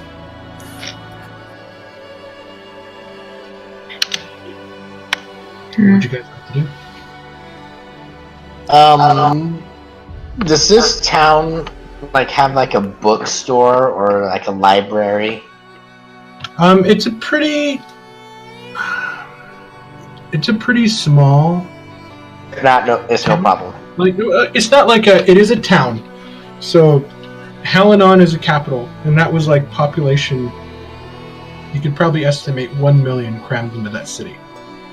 And then you have the dukedoms that range between, that's like Brayburn and Folkenstone, that range in populations from like 5 to 8,000, depending on how big the walls are. And then you're looking at a population base in these small cities, since most of the small cities are just kind of, they're the central nerve system for the hives of small towns that sort of dot and litter just the enormous fields that they use to grow pretty much all the produce for the entire country. And you're probably looking at a base of maybe 1 to 2,000. So it's possible that they might have like a bookstore, but it's not going to be anything too extravagant. Okay, I was gonna look for maybe something specific, but if not, then if I have to go like to a bigger city, then no issues. Your best bet would be Spring Barrow on the way to the Memorial Bridge. Unless you guys detour and go all the way to Duskendale. No, yeah, I don't think. Cairest is a capital city just on the other side of the bridge, and they will definitely have books there. So, but I leave it up to you. You guys have a lot of travel ahead. I can wait. I would. For like replenishing potions. Oh, you see, you're looking for an alchemy shop. Yeah. You know what? Give me an investigation check. If you roll high enough, yes, there will be. Ignore those. I have 2 on my character sheet for some reason, so I'm deleting 1. Okay. You look around and you see that there is a surplus of general supplies of everyday needs that the people here and those on the outlying borders would get. A lot of trade goods, tools, stuff like that, but no actual alchemy shop.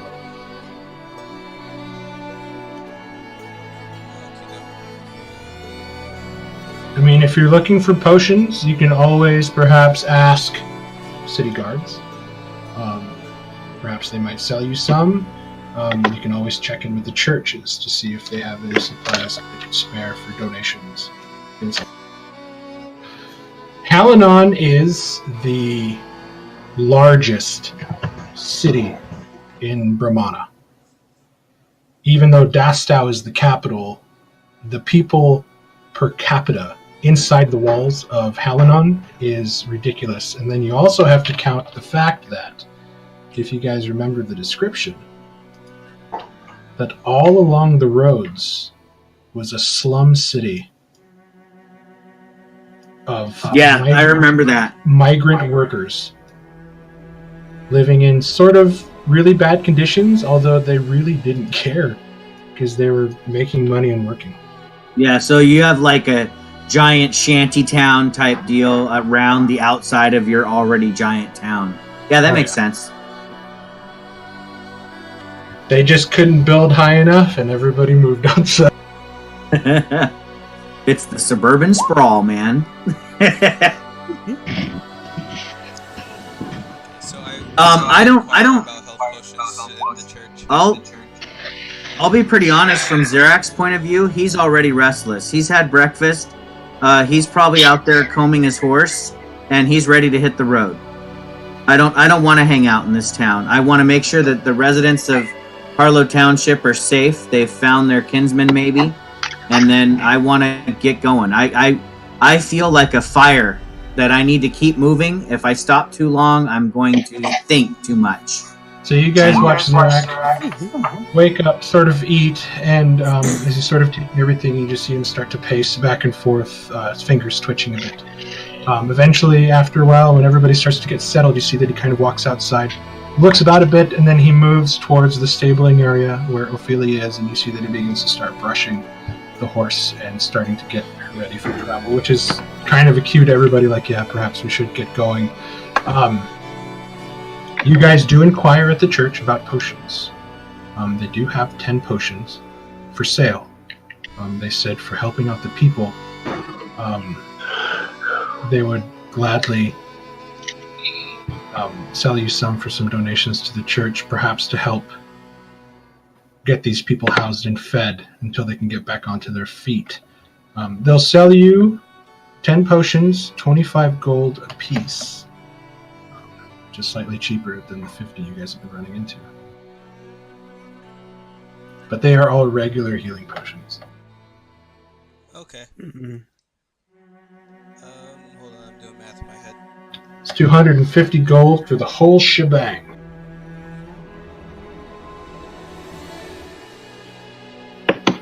Or 25 platinum if you have that to spare.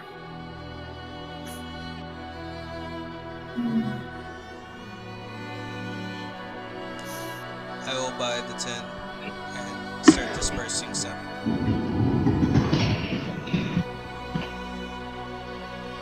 You're gonna buy all 10? I bought all 10. Okay, mark off 25 platinum or 250 gold, whichever is easiest for you. As you guys begin to gather what supplies you need, again, you guys receive just hearty, just unstopping thanks as the people are sort of crying to see you guys leave like their saviors. It starts to kind of begin to draw a crowd. Is there a place I can get a lockbox? So yeah. Lock my stuff in a... Yeah, no problem. There's a blacksmith that you can get a lockbox in, so you took care of that in the morning. Hey, Drummond. We still have that card. Actually, Drummond, if you'd like, I have a chest with a lock on it, and I can give it to you. I'm not currently using it, if you want that, instead of buying one. Or you can buy one for 5 gold at a blacksmith. Yeah, it's up. If you want to buy one, go ahead. But I have an extra one that's just kind of strapped to my saddlebags that I'm not using at the moment. I think I'll just buy my own. That way I know I'm one who has. Fair enough. That does seem to be in character for you. I'll go ahead and just keep mine then. You guys begin to load up the wagon, get everything set, say your goodbyes. You watch as the priest and the sisters of the small Church of the Thunder sort of say a prayer over you guys as you get ready to go. Zirak, you hear the strangest thing.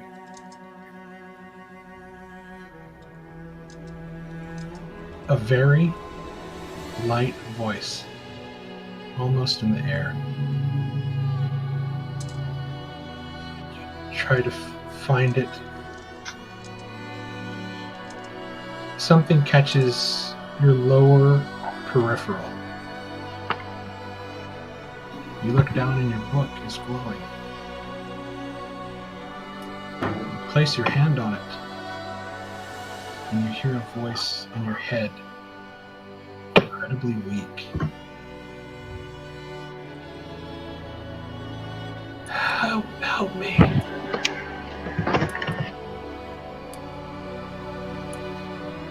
And that's where we're going to end tonight. Oh, Jesus! It's not Kira. I'm pretty sure it's... So the spirit... Pretty sure Eutherius still has I think Saphirian trapped Amara in the book that she was trapped in by my wizard guy's tower, the guy whose wizard's tower I found. That's my guess. That's... What a twist. Ooh. Do you want me to link what she said to you? Do you guys just want me to post it in the group chat? I'm okay with posting it if you want. Okay, That's I'll put it in the group chat, and it's what the Herald of Unspeakable Pleasures said inside that mechanical room. Everybody heard it, and I'll post it just so you guys can have it, and then you guys can dissect the phrasing however much you want. But thank you everybody for going along this terrible roller coaster I created for you all. Yeah, thanks for the making Zirak cry night, and let's have somebody else get a turn. I think Doug's up next. Well, 1, 2, 3, not it. Droman's little side quest is before Valiant, so it might be Droman before me. Yeah, it might be Droman next. And yeah, I mean, I hope that you guys are looking forward to all these sights I have to show you. Is it weird that whenever you said that some of these NPCs were saying that, my mind was flashing back to Hellraiser? Thank you, Zachary, for picking up on that. It's like one of my favorite quotes from that movie. I didn't want to say anything earlier, but it's like, no, I'm gonna let this play out. We'll see.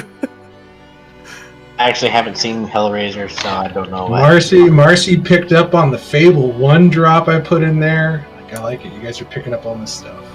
Yeah, as soon as you said everything was like burning and there was like hellhounds, I was like, oh, that's exactly like the Fable thing. That's exactly how it opened up. Is the journal from Teen Titans? Is that where you got the journal idea? What journal? Well, Zirak's journal with the person in it. There is a Teen Titans episode. It's not a journal, it's my spell book. It's actually his spell book.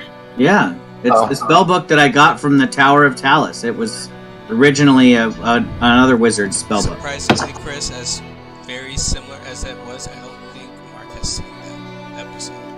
You know how hard it was to try to seduce Zirak with power? Do you guys know how hard that was? Hey, Zirak, your book is talking to you. Were you whispering him to say it's offering you spells. Oh no, I'm cool. I was like, damn it, Zirak, just accept. I was trying. It did take him a couple sessions to get me to start digging into it more. Yeah, I was trying to tempt you so much because that's a key role, a key player. was trying to tempt you with that book. You're so steadfast, like, I don't need this. I'm fucking strong enough. Yeah, my own what do you call it, ego was just too big to take the handouts. You guys know what did it, right? What finally tipped the score? It was when I gave him the lightsaber from the book when you guys were fighting the goblin. That was it. I got that magic freaking sword and I kicked ass with it. And I was like, oh wait, there's more? Yeah, So I mean, that was awesome. that was a lot of fun for me. And everything I wanted to do happened. So thank you guys so much, and you guys played it beautifully. Theory, but I'm not sure. You can whisper it. You can whisper it to me if you wish, like on Messenger, and I'll read it. Sounds fun. Or if you don't want me to know, you can share it with your group mates. No, we'll wait. But thank you guys so much. Next session is next Tuesday, where the group is traveling to Barrowshire to help Drummond on his mysterious errand. Fun. And then after that, We'll get to know more about Drummond after all. after that, we go into the Barrowland. That is a good question, Ken. Are you going to post that whole thing on here on the chat, or are you going to post it on the Facebook page? I'm going to put it on Facebook Messenger. The other Saturday guys don't need to see that cool stuff. They have their own shit to. Yeah, besides it helps me keep the two campaigns apart. Yeah, so I'll link it in the Group A Facebook chat, and that's her dialogue of what she said to you guys underneath. And then that way, I know some of you like to formulate theories, which is always fun for me to hear. So I absolutely adore it. You know, Mark, it might be nice, I don't know if you were planning on it, but to summarize her little history speech that she gave us about the Primordials and the Titans. I thought that was really well written, and it might be a good little lore snippet you could probably add to the handouts or something. You read my mind. I really loved listening to it, but I wish I could remember it word for word. It was really well spoken, and she was pretty forthcoming with a lot of that info. So, hopefully that gave you some depth into whoever that is. So. Yeah, so if we have access to that, I'd love to pick through that too. Yep, and I'm gonna post that, and then if you guys want to, I mean, there's places to research. There are places to research. And then if you guys wish to research that, I will start posting more and more stuff about the history. I have a lot. I just didn't give you guys everything at first. But next Tuesday, 6:30. Barrowshire, thank you guys again. Those of you an hour ahead and 3 hours ahead, go get some sleep. And I got class in the morning. Yeah, can't wait to see Ken and Doug here on Saturday as we continue the weirdness that's happening there. Thank you guys, I had a blast. Are they still in Helena? Great session. Good night, guys. They are in Dastow, and they had a fun brothel episode. God. Chris, my character had a foursome. I'm not in. Yes. You guys didn't want to go any brothels in Helena. Well, he paid like 80 gold for a foursome, and he had the madam of the house there. I had the madam of the house, Rosamund. She was gorgeous. She looked like Kate Beckinsale. Just for Ken. And, as I'm having flashbacks to Ogen again. Yeah, and he got 30 temporary hit points and a 24-hour casting of bless for his brothel escapade. Did he catch any? Did he wear protection? How dare you, sir? Dude, those are very fine women. Yeah, those are fine women. And I'm also a cleric, but I describe this as the fact that sex is not a taboo thing in my religion, because I'm a religion that worships the sun, and the heat of passion is part of our religion. So we're encouraged to spread the heat of lovemaking around the world. The best was taking. God, I'm seriously having flashbacks of Sojin. He believed in spreading his seed to the whole world too. The best was taking Connor's 18-year-old female sorceress in there and just making him uncomfortable. Yeah, that was pretty funny. But yes, awesome. Thank you guys so much. I feel All right, very good night, fulfilled right everybody. now, so. Good night. All right, good night. Have a good night.